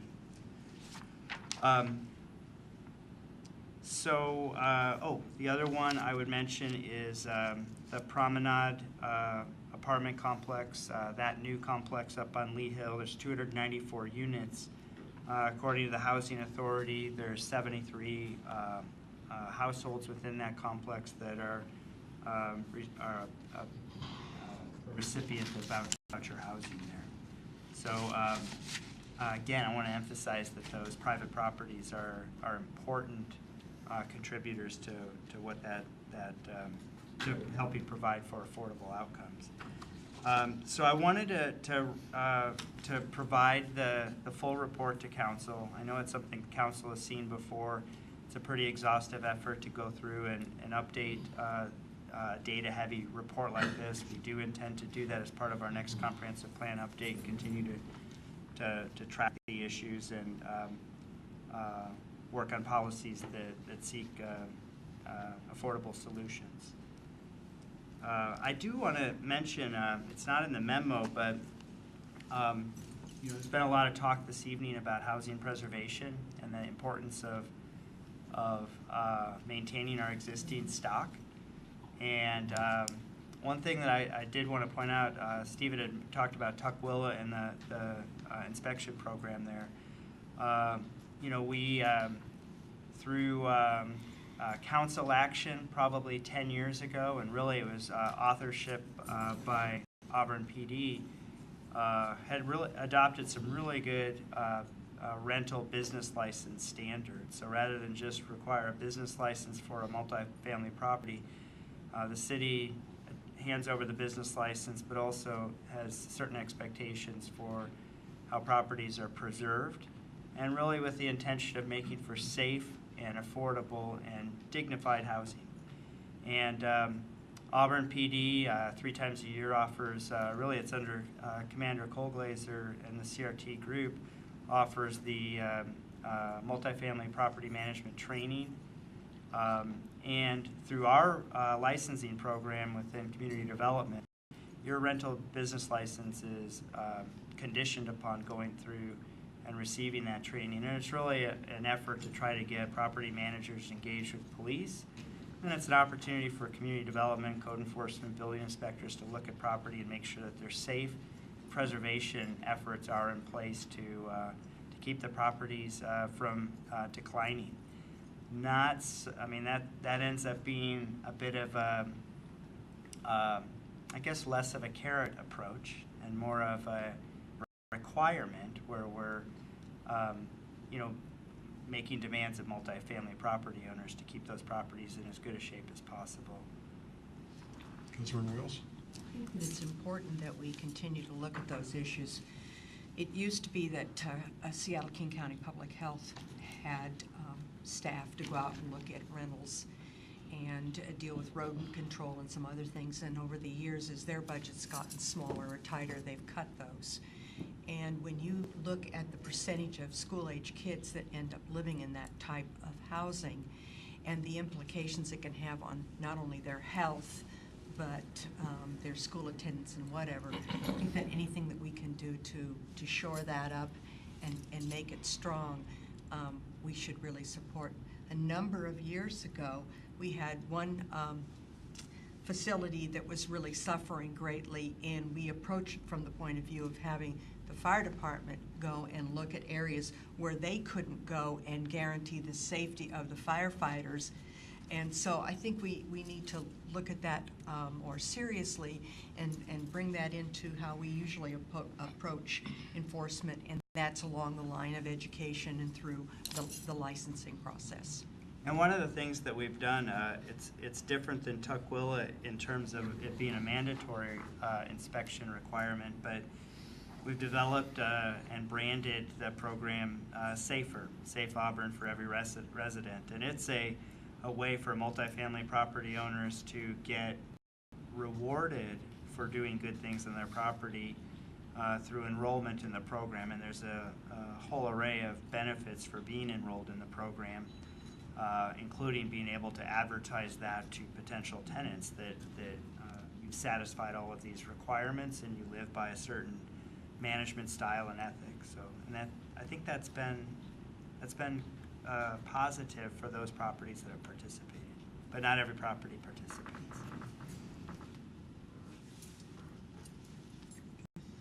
Any other questions for Jeff? Okay, Jeff, thank you very much. Okay, we're 10 after 7, so let's go ahead and come back at 7:20. We'll take a 10-minute break.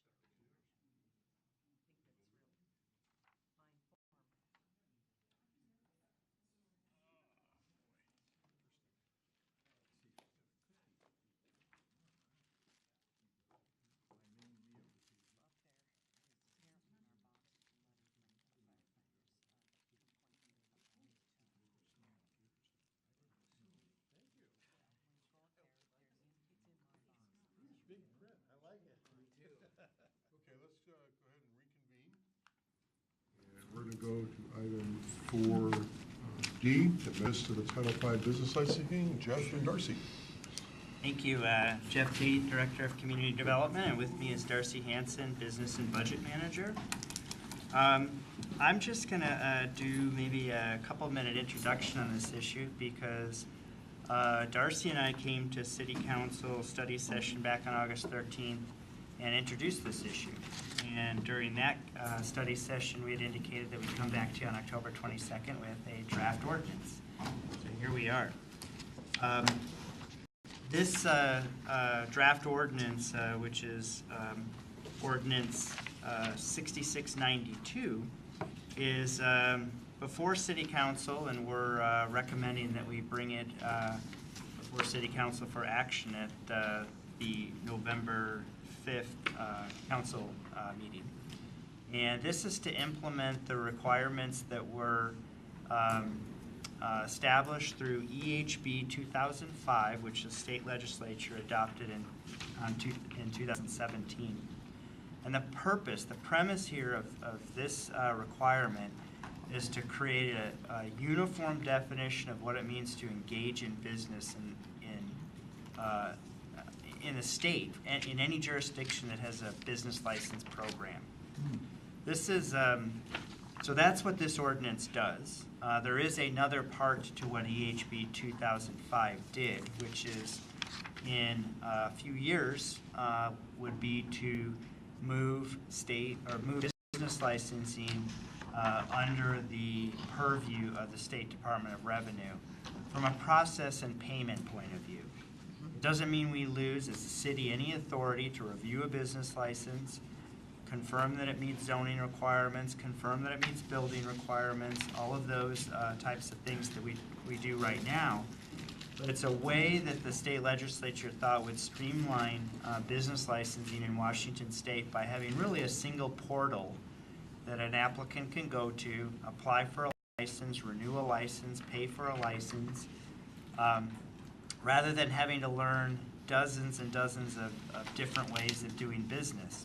Our business license program in Auburn is different than it is in Kent. It's different in Seattle. And go down the list, and if there are 200 licensing programs in Washington State, there's probably 200 different ways of doing it. So this was an attempt to try to streamline that. Really the way that that'll function later on, we still have to figure out the details, but I trust the way that it'll work in concept is that a business license submitted to the state, they route it over to us so we can review it, we get our comments back to them, and things will flow that way. So there will be more conversation with City Council down the road about what programmatically that looks like. But what the state legislature said through EHB 2005 is by January 1st of 2019, every city needs to adopt a uniform definition of what it means to engage in business. That's what this ordinance does.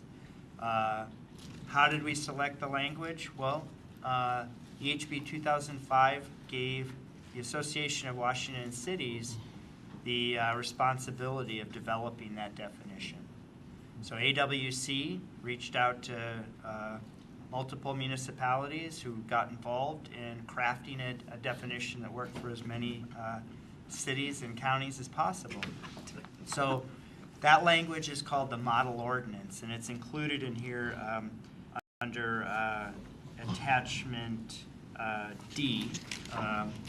But I don't know if, it's really probably, when you look at Ordinance 6692, what you're going to see in that ordinance is what is included in the model ordinance that AWC passed along.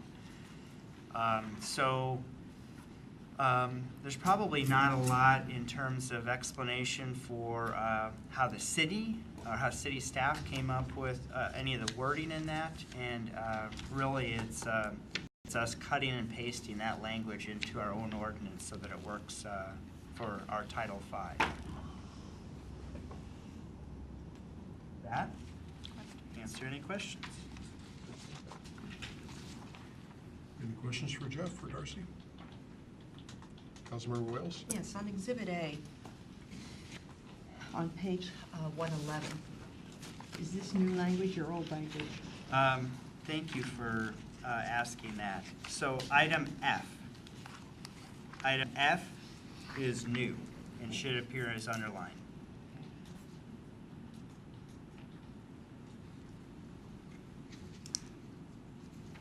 Councilmember Wells, go ahead. And so let's look at item D.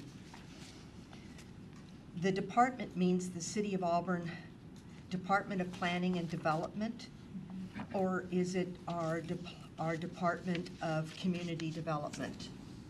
And should it be capped? Department of Community Development, Okay. so we'll make that change. Okay, great. That was a Bill Pelosi. No. No. Thank you. Any other questions?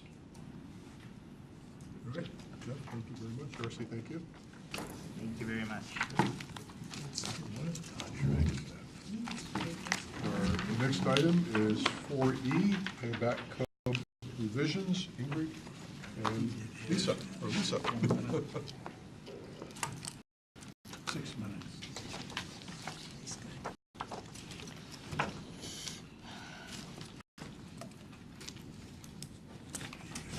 Evening, Lisa Tobin, Utilities Engineering Manager. I'd like to talk with you about some proposed revisions to our Auburn City Code regarding payback agreements. We feel that these revisions will benefit our property owners with greater notification. So as you're probably aware, a payback agreement is an agreement between the city and a developer that enables the developer to recoup some of the costs for off-site infrastructure that the developer may construct that can benefit other properties, things like streets or the utility extensions.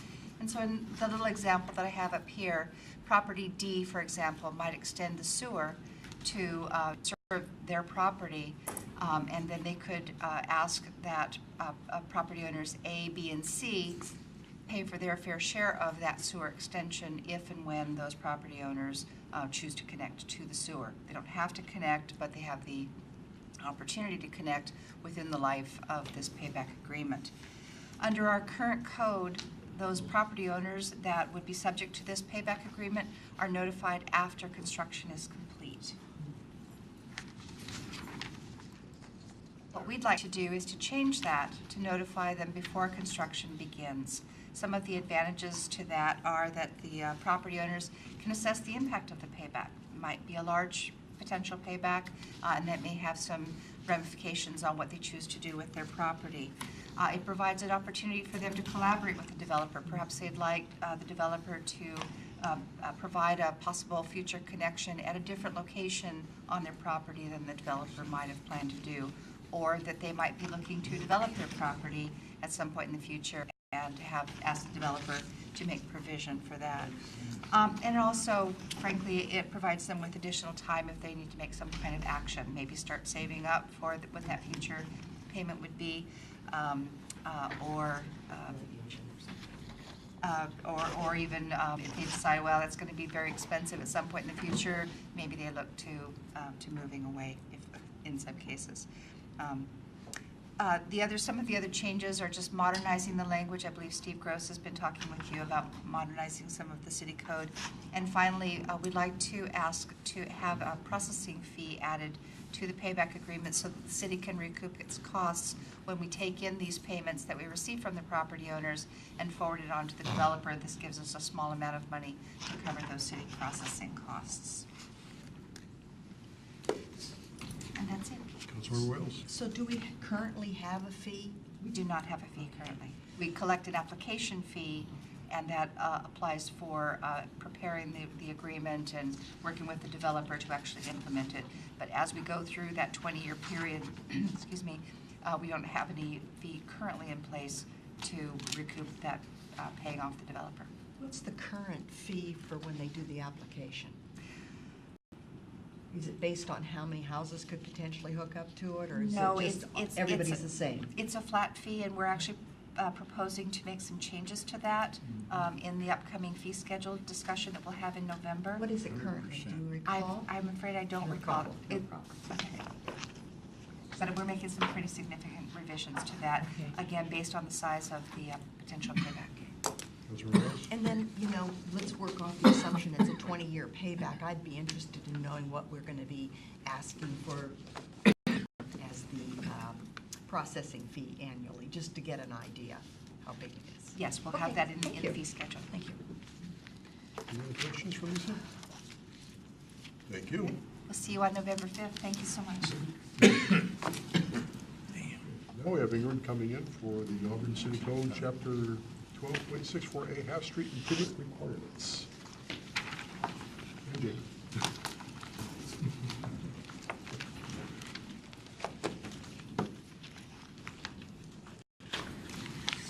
All right, so Inger Gao, Public Works Director, and with me I have Jacob Sweeting, our city engineer, to talk to you about the Half Street Code. So you may recall that we came to you at a previous meeting and had some discussion about the Half Street Code. And so I just kind of wanted to recap that a little bit. So the Half Street Code is the Auburn City Code, Chapter 1264A. That chapter requires that when a property owner is building on their property and developing their property, that they're required to build certain public improvements across the frontage of their property. So in the last discussion on this, we went through kind of what that list of improvements included. We also talked about what that limited flexibility is in the existing code today for the city engineer in making some determinations as to what improvements are required and when they're required. We also talked about the deferral process that's currently included in the code and the current fee and lieu process that's in the code. And then we went through several discussions of the issues that staff faces in trying to implement this code and the struggles and the difficulties that we see with some of the developments, and especially some of the smaller developments. We went through some preliminary recommendations, and we also went through some policy questions with you. So tonight what we want to do is go through some of the specific code suggestions that we have for making changes to the criteria and to some of the requirements. And then we'll end with a little bit of discussion on the fee and lieu process and some potential improvements to that we may continue discussions with the council on. So with that, I'm going to hand it over to Jacob.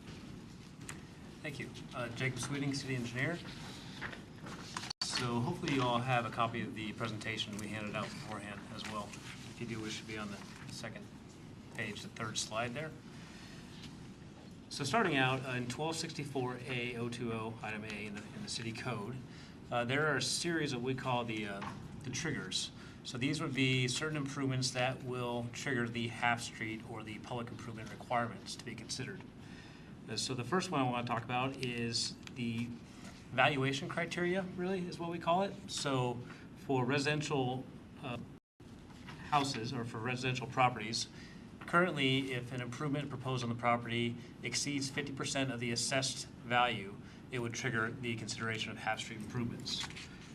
On this next slide, we see that for commercial and industrial developments, we have the same approach in the current city code, except for that valuation is now 25%. Councilmember Wells, sorry. Okay, so can we go back so that I can picture this in my mind? So I have a dead-end road. I have 4 lots there. Would that be classified as 4 residential dwellings, or could it be an apartment with 4 units? The latter is what the first slide was referring to, or I'm sorry, the second. So Slide. 4, if you have more than 4 dwelling units, then you're considered multifamily. Okay, so Less this than that, isn't you're considered houses, this is like So a So plot. dwelling unit could be either, it could be multifamily, it could be a duplex, or it could be a single-family home. It's up to 4 dwelling units is how this first one is viewed. And so if they're building 4 houses on 4 lots, then that's going to trigger it. If they're building 1 house on 1 lot, it's going to trigger it. If they're building a duplex on 1 lot, it's going to trigger it. If it exceeds 50% of what the assessed valuation is of the raw land. Or if they're modifying the current properties, remodeling, doing anything, adding on an ADU, anything that would trigger an expenditure. And because assessed valuations are where they're at, that 50% trigger for a single-family home is fairly easy to trigger with a simple remodel or especially with an ADU. Well, I would think it would be very easy to, I think it would be very easy to trigger with new construction. So yes, there's a separate section that we'll talk about when it's a brand new unit, This period. is- So this is if they're doing improvements to existing property that exceeds 50% of the Remodel. value on that property. Got it. Remodel, expansion, an ADU, any of those things. We are currently proposing to remove that requirement in the code based on valuation because of the difficulty of applying it and the impact that it has on smaller projects. Because you could end up putting in a $30,000 or $40,000 handicapped elevator and exceed, maybe. Potentially, if your property would have to be worth less than $60,000 Okay. in that situation. So it just depends upon the valuation of the improvements versus the value of the assessed value. So would you remove it totally or change the percentage? I mean, what are you going to recommend? So we're currently recommending that we remove this. If we go through the rest of the presentations, I think we'll answer some of your questions about some of the other situations that we'll run into. Okay, great. Thank you. So as Ingrid said, we are proposing to do away with evaluation criteria because there are challenges involved with it that have been previously discussed. Instead, what we're proposing in the code for a commercial, industrial, or residential development with the 4 or less dwelling units, like we talked about, is more of a base of are you increasing the square footage of the building? So if you increase the square footage of the building by 10% or more, or by 1,000 square feet or more, then you're going to trigger the half street considerations, the half street improvements.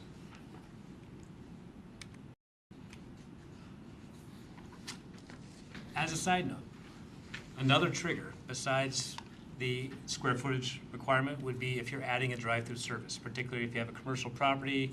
Now you're going to do something different and you're going to add an actual drive-through service. We've found that the drive-through services themselves produce a lot more through traffic, and that itself would be a recommendation for considering the half-street improvements.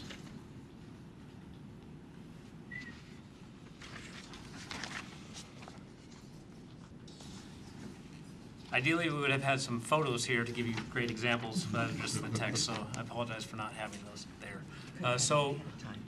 So currently in the code, there's nothing for the drive-through by itself or for a standalone parking lot that would by themselves trigger the half-street improvements.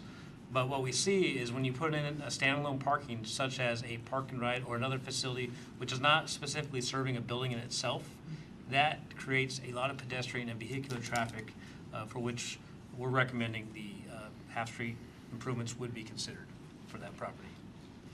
And I do want to clarify, so when we talk about considering half-street, that doesn't necessarily mean that we require everything. It means that we look at what is not there and what is there and what would be triggered and required for that frontage improvement. That would meet the impact of what you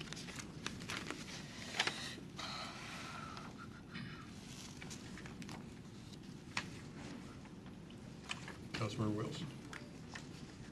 It would help me if you would review with me, as I try to picture these things in my mind, what the half-street improvements could possibly be. Obviously, it's lighting. What else? Curb gutter, sidewalk, lighting, street trees potentially and/or landscape strips, storm drainage for that side of the road, and widening of the roadway, or building of the roadway if one does not exist. Okay, I got the picture. So there's a Yeah. picture there that kind of shows what does a half street, half of that cross-section look like. So you've got your paved roadway, your curb gutter, your planter area, and then sidewalk, and then the lighting. And then because you're adding paved surfaces and hard surfaces, that would trigger storm drainage. And so that would be part of what would be required. Considered to be required. It wouldn't Yeah, so- necessarily. You so- would, as the head engineer, would make those determinations Yeah, a little bit. it depends upon what's there. Uh-huh. Some roadways already have curb and gutter, but they may not have sidewalk. Other roadways may have pavement, but they don't have anything else. Some of them may already have everything but lighting. It's a variety of improvement situations out there. So another trigger that is currently in the code is the addition of new residential, commercial, or industrial units. So if you add a unit in the current code, you are triggering the half street. What we're proposing is such that When you add a new residential unit, you're triggering, except for ADUs, auxiliary dwelling units would be exempt from being considered an additional unit for the purposes of the half street. And then for new commercial or industrial units, it would only trigger if you're actually increasing the building square footage. So that means you have 1,000 square feet of a commercial building, that's one business, and they build a wall and turn that into two businesses, so now it's 2 units. If you haven't added any square footage to the building, then you haven't triggered the half street. But the idea that for commercial and industrial, you're still having the same productivity, the same traffic, whether or not it's one larger business or 2 smaller businesses. But how does parking impact that if you have 2 businesses instead of 1? Is there some parking? We'll get there.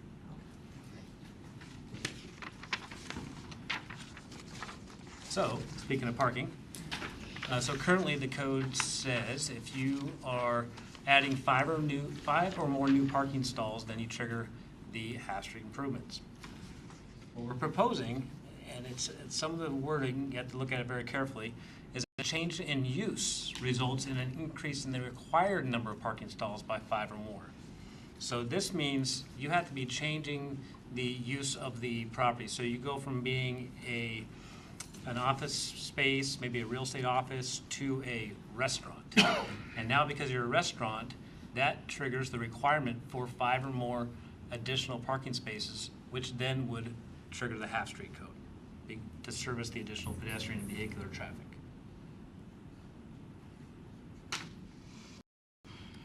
So the premise behind that is that change in use is increasing the amount of trip generation from that property, and therefore we should be looking at what is that need for the improvements for connectivity for the roadway and for the pedestrians. So is that in essence any change of use, or the example like you gave from a real estate office to a restaurant, does that be a dramatic change or a minimal change? So it would be, again, a change in use that changes that required number of parking stalls by 5 or more, and that would require it to be a fairly significant change in use for that to actually trigger that requirement to go up by 5 stalls. So there's no good way to capture change in use and what that impact is, because we considered many different options for this one and finally settled on this as being kind of the best solution for how we capture when you are making a significant change, but you're not adding a new unit, you're just changing how that current property is being used. Councilmember Wells? There's a business on Auburn Way South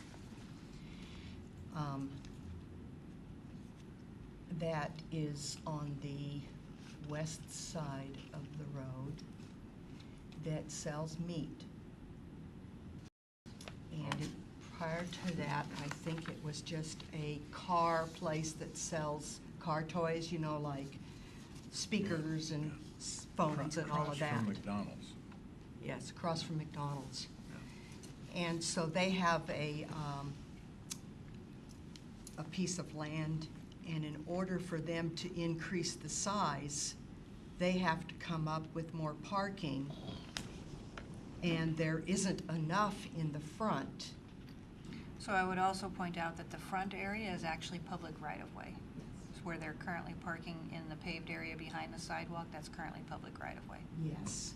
And they can't get credit for parking on the street. I'm not certain about that, no? Okay.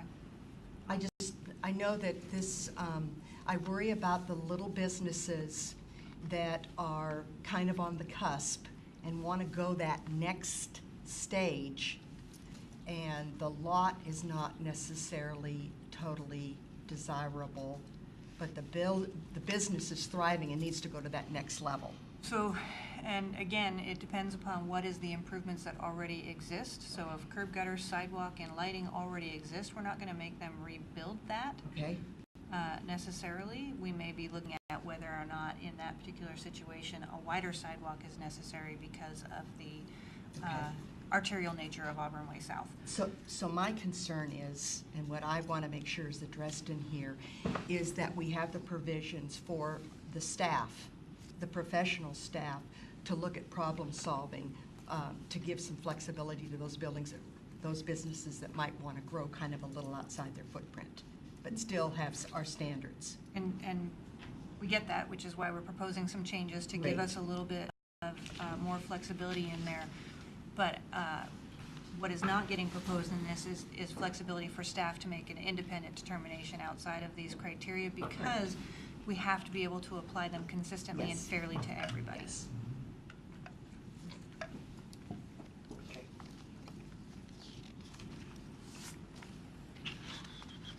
So the current code requirement requires the public improvements when a new access point to a public street will be created. And we had a whole lot more text to it, but the simple explanation is that we have a lot of developments that are accessing the public streets through a private road or an access easement. And this addresses those conditions and those situations, saying that some improvements might still be needed in those situations. But it also says that if you are single-family residents and you're simply taking your driveway and relocating it or modifying it so it's on the same street, that does not trigger. So it creates some leeway there.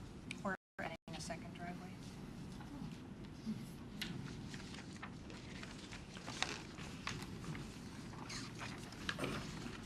So now expanding beyond what the base triggers are to actually start looking at the half street. This is a list in the code of, and it's just reworded slightly to indicate what improvements are considered to be those half street improvements. And we mentioned it before: the paved roadway, sidewalks, curb and gutter, landscaping, street lighting, storm drainage, and dedication of the public right of way.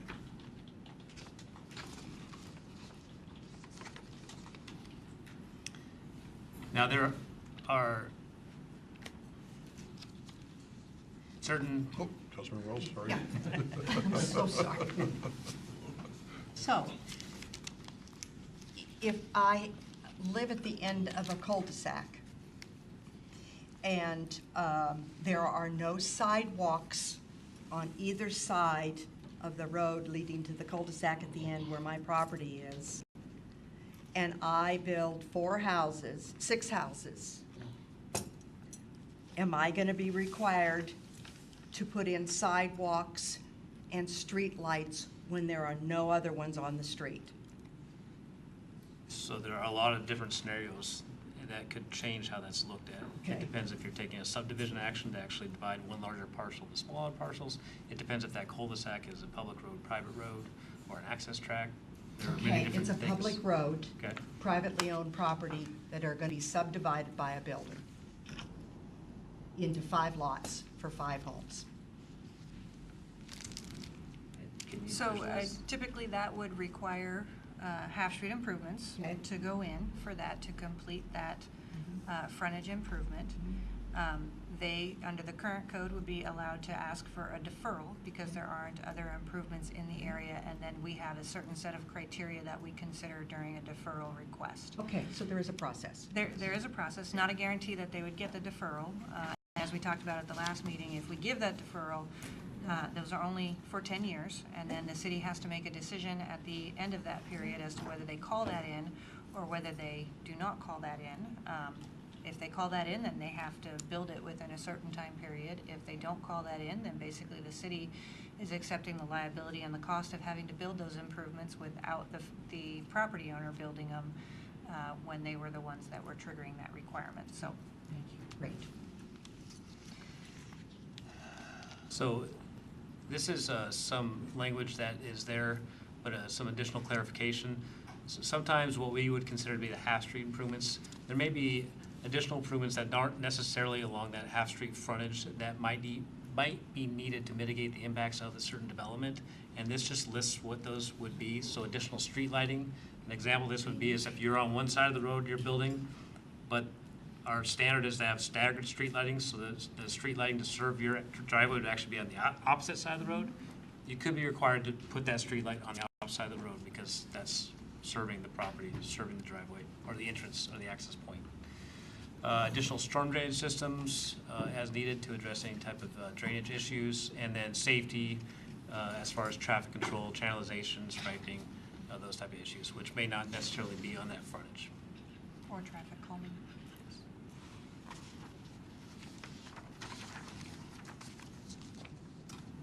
Did you guys talk about the fee last time?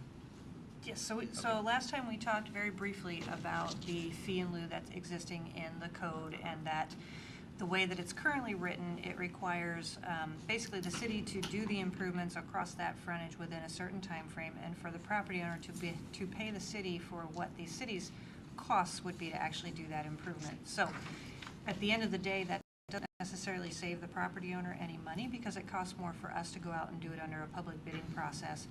At the same time, if you have a single-family home that's going in that has half-street, it's unlikely that that's really going to be a priority for us in our project workload to actually complete that improvement. So what we wanted to talk about was potentially making some changes to the fee in lieu program, and not necessarily proposing those changes in code right now, because I think this is going to require some additional conversation with council that we want to do in 2019. But basically creating a linear foot charge for the half-street and residential frontage improvement situations, putting those funds into the mitigation funds that we already have, and then through the budgeting process with the city council, we identify when we use those funds on projects to complete frontage improvements in other locations of the city. It would require that the applicants agree to let us use those funds in other locations of the city, and that basically we have that very clear tracking and allocation in the budget process for how those funds come in, and making sure that they get spent on just that type of frontage improvement and not on other transportation type needs. There are some other cities that are doing this, specifically Bonnie Lake. So we're looking into what this will take for us to actually do, both within a financial budgeting process as well as in the code changes to do it.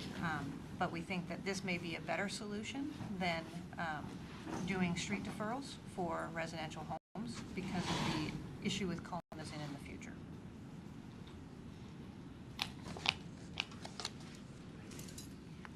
Councilmember Wales? I like the idea of deferring it and then doing it all at one time, so we get some consistency in the quality or the visual of it.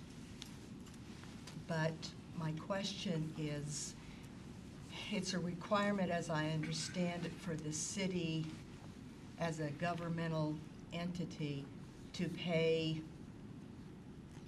high premium salaries and rates and for everything, where an individual builder may be able to get the work done at a cheaper rate. So we have to follow public bidding process, which adds administrative costs, and we are also required to meet prevailing wage law on every contract, and that will increase costs versus what a privately bid contract can potentially do. That doesn't mean that everybody who bids on a private contract does not have prevailing wage, but it's at the contractor's option as to whether they pay their staff prevailing wage or not. So there is certainly an increased cost to it coming to the city to do versus it being done privately. Part of what we need to look at is what would a linear foot fee look like, and how would that be administered, and would we be taking into account the variations in what needs to be done? So if it's just street lighting, is it one? If it's curb gutter sidewalk, is it something else? So that we can come up with what is a fair process that we can then apply. Again, the idea here is that you're creating an account that we are then utilizing to complete gaps in our system in other locations that we can do with, let's say, our preservation projects when we're rebuilding the roadway. Right now, we're not necessarily completing those gaps because it's not what the preservation funds are for.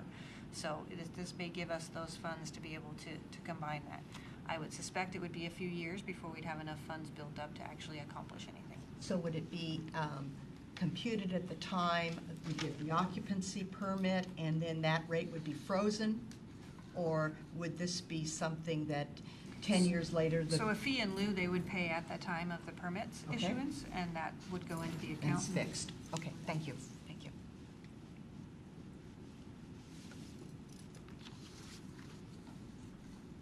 So our next steps, we're hoping that tonight we would hear consensus from the council for the approach that we're taking for these half-street triggers and the requirements that we've discussed tonight. And then we would bring a draft ordinance to council study session on November 13th, followed by the ordinance for adoption on the 19th of November. And then, like Ingrid said, in 2019, follow up with some more detailed discussions and conversations about this fee in lieu and deferral programs that we talked about. So you mentioned that putting this information together like this, so we limit the independent decision-making of staff. Doesn't there have to be some flexibility in that process of how you go through this? So there is some flexibility in the code for us to determine what are the half street requirements there. The current code and the way that it's written with the various criteria that's there, it really, on just about any development project, almost always triggers half street improvements to be considered. What the changes do is it starts taking some of those smaller projects when you're not adding square footage on a commercial development or an industrial development, or if you're under 10% of that or under 1,000 square feet, it allows some of those small ones to go forward. They're a small development that one business wanted to do to enclose a very small area of their business triggered half street because the valuation on that property was so low, and because it was commercial, that was a 25% threshold. So that triggered half street requirements, so that particular project did not go forward, even though it was a fairly small construction project. So it's how do you right size it for the size of development. So the criteria gives us the criteria for how we go through it and decide when it needs to be considered and when it doesn't need to be considered. Councilor Wills. I like the idea that you are relying more on professional judgment of the staff in relationship to establish criteria so that you can make sure that this is uniformly applied to other people for fairness. And we did try to think of all situations out there, but I can guarantee we probably didn't catch them all. There'll be things that don't quite fit this that we may come back later with some additional tweaks as we run into issues. But this is particularly important as our economy grows and as we have to do more fill-in building and things. So I'm really excited about your attention to this detail. So we have this code and these revisions in place, so I'm a property owner and this kind of hit the trigger mark, but I don't quite agree that this can be done or should be done or how it's be done. So what is my remedy in that kind of situation? Is just, you got to do it? Or is there kind of an appeal process or mitigation process? yeah, there's an appeal process that they can go through to appeal the determination of the city and the city engineer, which then goes through me as the Public Works Director, that we can go through on any of those. And then there's also, again, the option right now in the code of the deferral process. So I don't know that even if we did the fee in lieu, I don't think we would get rid of the deferral process completely. I think it would still potentially be there for the appropriate situations. But what we're trying to do is make it a little simpler for, again, those smaller developments to be able to go forward and do it without it becoming a significant financial burden for the half rate requirement when it's appropriate that it should be triggered. Any other questions? So do we have a general consensus that this moves forward? I think anything that gives us a little more wiggle room is good. I think we're going to put the thumbs up, so I think we're good to go. Thank you. Thank you. Thank you. And then last on the Public Works and Community Development discussion items is the traffic impact fee update. And looks like we got James coming up. Yep. Oh, James, good. Is it? James, thank you for your patience. We're ready, James. So am I. James Webb, Senior Traffic Engineer for the city. I'm here this evening to talk about the changes to the traffic impact fees that we're proposing to implement as part of the broader citywide fee update that'll go into effect January 1, 2019. So in your packets, you have a copy of a memo that kind of walks through of all the different things we can dial around the changes that we're proposing to make as part of this year's update. So to start off with, as I'm sure you're all well aware, we update the TIP document on an annual basis. This is the current version that was adopted by Council Resolution back in June. With the changes to the projects that are included in the TIP, with the additions, the removals, and some changes to scope and cost estimates, we need to update the impact fees for next year to be consistent with the projects that are included in the TIP. So the first section talks about the changes in the projects, and at the back of the memo, there is a list that summarizes, I think it's the last page, that's 8.5 by 11, summarizes the list of projects from the TIP which are remaining on the traffic impact fee list. So the majority of the projects are carried over from last year.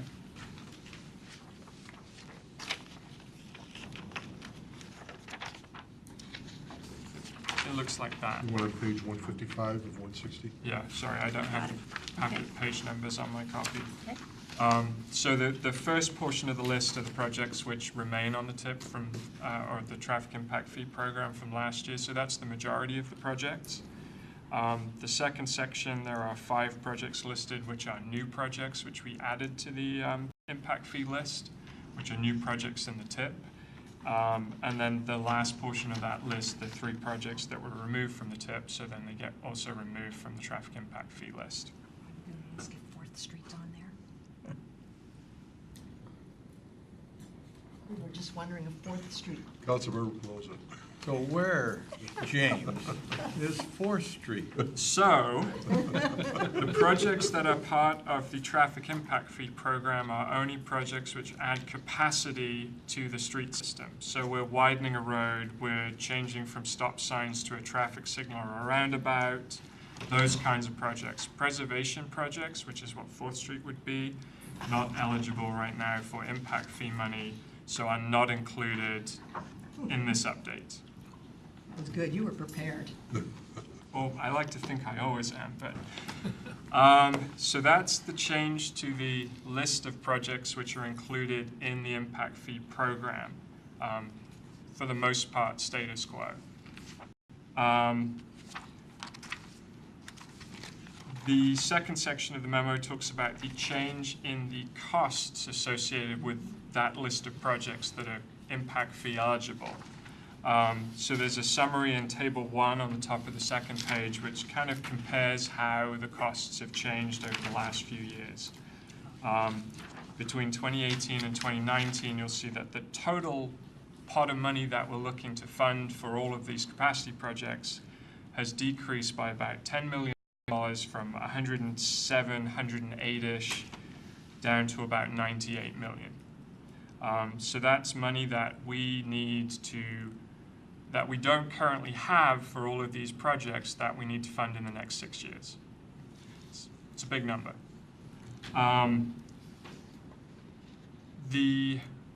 That cost is then split into 2 smaller pots of money. One is to cover kind of the city's portion of those projects. So if we have an intersection that's already broken or already close to being broken, we bear some of the burden for fixing that existing problem. And then the development community would be responsible for the capacity that that creates that they can then use up in the future as development continues to occur and the amount of traffic on the roadways continues to increase associated with that development. So about $62 million of that is currently apportioned to that future development. And that represents about, what, a $5 to $6 million decrease from last year. We then take that amount of money and look at the number of trips that are anticipated by new development so that we can split that total pot of money and divide it between those trips. So each development that happens, depending on how much they're going to develop and the type of land use that they're going to proposing to develop, they pay the fee that's appropriate for the increase in traffic associated with that development. We base that number of trips on our comprehensive transportation plan and the modeling that goes into that. The last update to the plan was in 2015. The plan showed that by 2035, there would be about 16,000 additional trips associated with new development or redevelopment within the city. So we still have a lot of growth to accommodate. what we did was then look at, so that forecast was set in 2012. Obviously, we're in 2018, we're looking at 2019. So a portion of that development has already occurred. So we looked at the impact fees that we've collected in 2013, 14, 15, 16, 17, and this year, and backed out how many trips had already been taken up from that 16,000 number. So that we're only looking from really January 1, 2019 forwards. How many trips are left from that 16,000 total? So that reduced the number to about 13,500 additional trips beyond where we are today. So we take that $61 million number and split it between those 13,500 trips to come up with our fee per trip. You with me? Yeah. I see a lot of glare. You're like IRS. We're with you. Oh, that hurts. I know. Ouch. So that's our base fee per trip for all new development that's going to occur in the city. So then, as I said, we want the developers to pay the appropriate amount for their development. So then we look at, we have the IT handbooks. I know one of you has a copy of those. I can't remember who it is. So we have the industry standard trip generation rates for hundreds of different land uses which could occur, it's basically a compilation of data throughout the country that says if I'm building one single family home, it's going to generate about 1 PM PCAD trip every day, one new trip. If I'm going to build a movie theater with 500 seats, that's going to generate 300 trips. So then we look at that trip generation data and take our fee per trip and convert it to a fee per seat in a movie theater, or per residential unit, or per 1,000 square feet of commercial space. Or school. Or student at a school, yeah. And that's what goes into the fee schedule that we break out by all the different types of land uses. And we don't include all the land uses, there are hundreds and hundreds of them. We pick out the ones that historically we've seen on the most frequent basis. So one thing that we're making changes to this year that we haven't done for a number of years is there's a new set of those trip generation handbooks. So they include the latest and greatest data. They've added some land uses that they haven't included before. They've removed some land uses which are no longer applicable. And where they've gotten new trip generation data, they've included that into those trip generation rates. So those have changed a little bit here and there. So typically when we come to you and talk about this, we talk about a flat % change to the fee that's across the board. While we do have a % change to the base fee per trip, that doesn't necessarily translate across the board into the summary table this time, because the trip generation for some land uses has increased, some land uses have stayed the same, and some land uses have decreased. So it's a bit more all over the board this time. Bottom line is the fee per trip, based on the costs in the tip and the number of trips that we're dividing those across, has increased by about 9%. So our base fee per trip has gone from about $3,900 per trip to about $4,250. It's about a $350 increase per trip. And that's where that 9% comes in. There are a couple of, so Lakeland Hills, development of the Lakeland Hills PUD has a separate fee schedule that was put into effect before the citywide fee schedule was adopted. That's increased based on the CPI, Consumer Price Index. The forecast for 2018 is a 3% increase, so you'll see a 3% increase in Lakeland Hills. We also have a truck impact fee rate, which is separate. And then we also have the reductions for development, which is occurring in the DUC, that's representative of the proximity to transit service, and the more built-out nature of the non-motorized street network, which corresponds to less vehicle trip generation. So we make reductions for that. What's the Lakeland Hills one? So Lakeland Hills, there was a transportation mitigation fee program that was developed as part of that development back in the late 1990s. It's a much simpler system. It only looks at 4 different land use categories. They have lower fees attached to them. And that was done partly in recognition of the fact that when that development occurred, they built out a significant portion of the infrastructure that was needed to support that development. So they kind of did what was needed at the time to support the development. This is to reflect there's still some build out going on, but most of that infrastructure is in place already. So the rate is?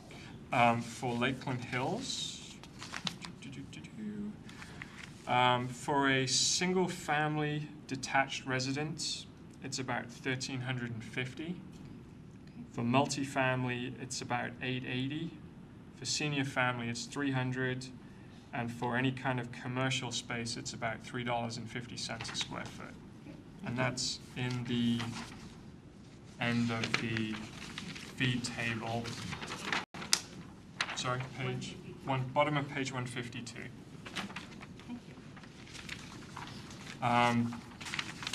The other attachment which is included in your packet is the comparison with other traffic impact fees statewide. You'll see that we've moved up the list a little bit with the increase that we're proposing, but we're still in the ballpark.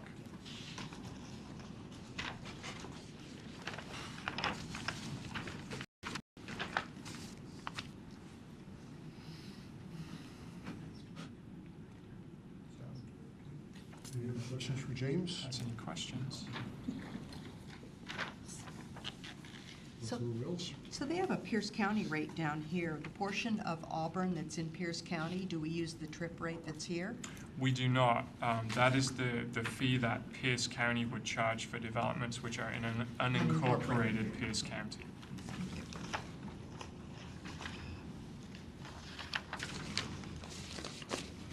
Any questions? Okay, James? Thank you. And at this time, we'll turn the meeting back over to Deputy Mayor Wright. Thank you. I think the only thing left on the agenda is the review of the matrix. And I think the last time we added gambling card room revenue, item number 15 on the matrix. And we've scheduled that for the 10th of December. Do we have any update on the identity theft? Steve Gross is on vacation, and we haven't worked on it since the last study Well, I session. wish I had a nickel for every time I heard that. Yeah, that's okay. I wish I had a vacation. So we're still TBD, Still until you can get a TBD. hold of Steve, right? Well, we're working on it. The problem came is that to pull a specific file, we would violate some privacy considerations. And so he's having to find the specific file that he can redact without recognizing who it might be. Did I get close, somewhat close? I see where that could be a problem. It sounded simple, just pull the last one and tell us about it. But then when we got to thinking about it, there's some public record We want to be problems. transparent, but at the same time, we need to protect privacy. Are there any other items that need to be added to the matrix at this time? Okay, being none, I think that concludes this. And I believe that there's no other items before the council, we are adjourned. Thank you.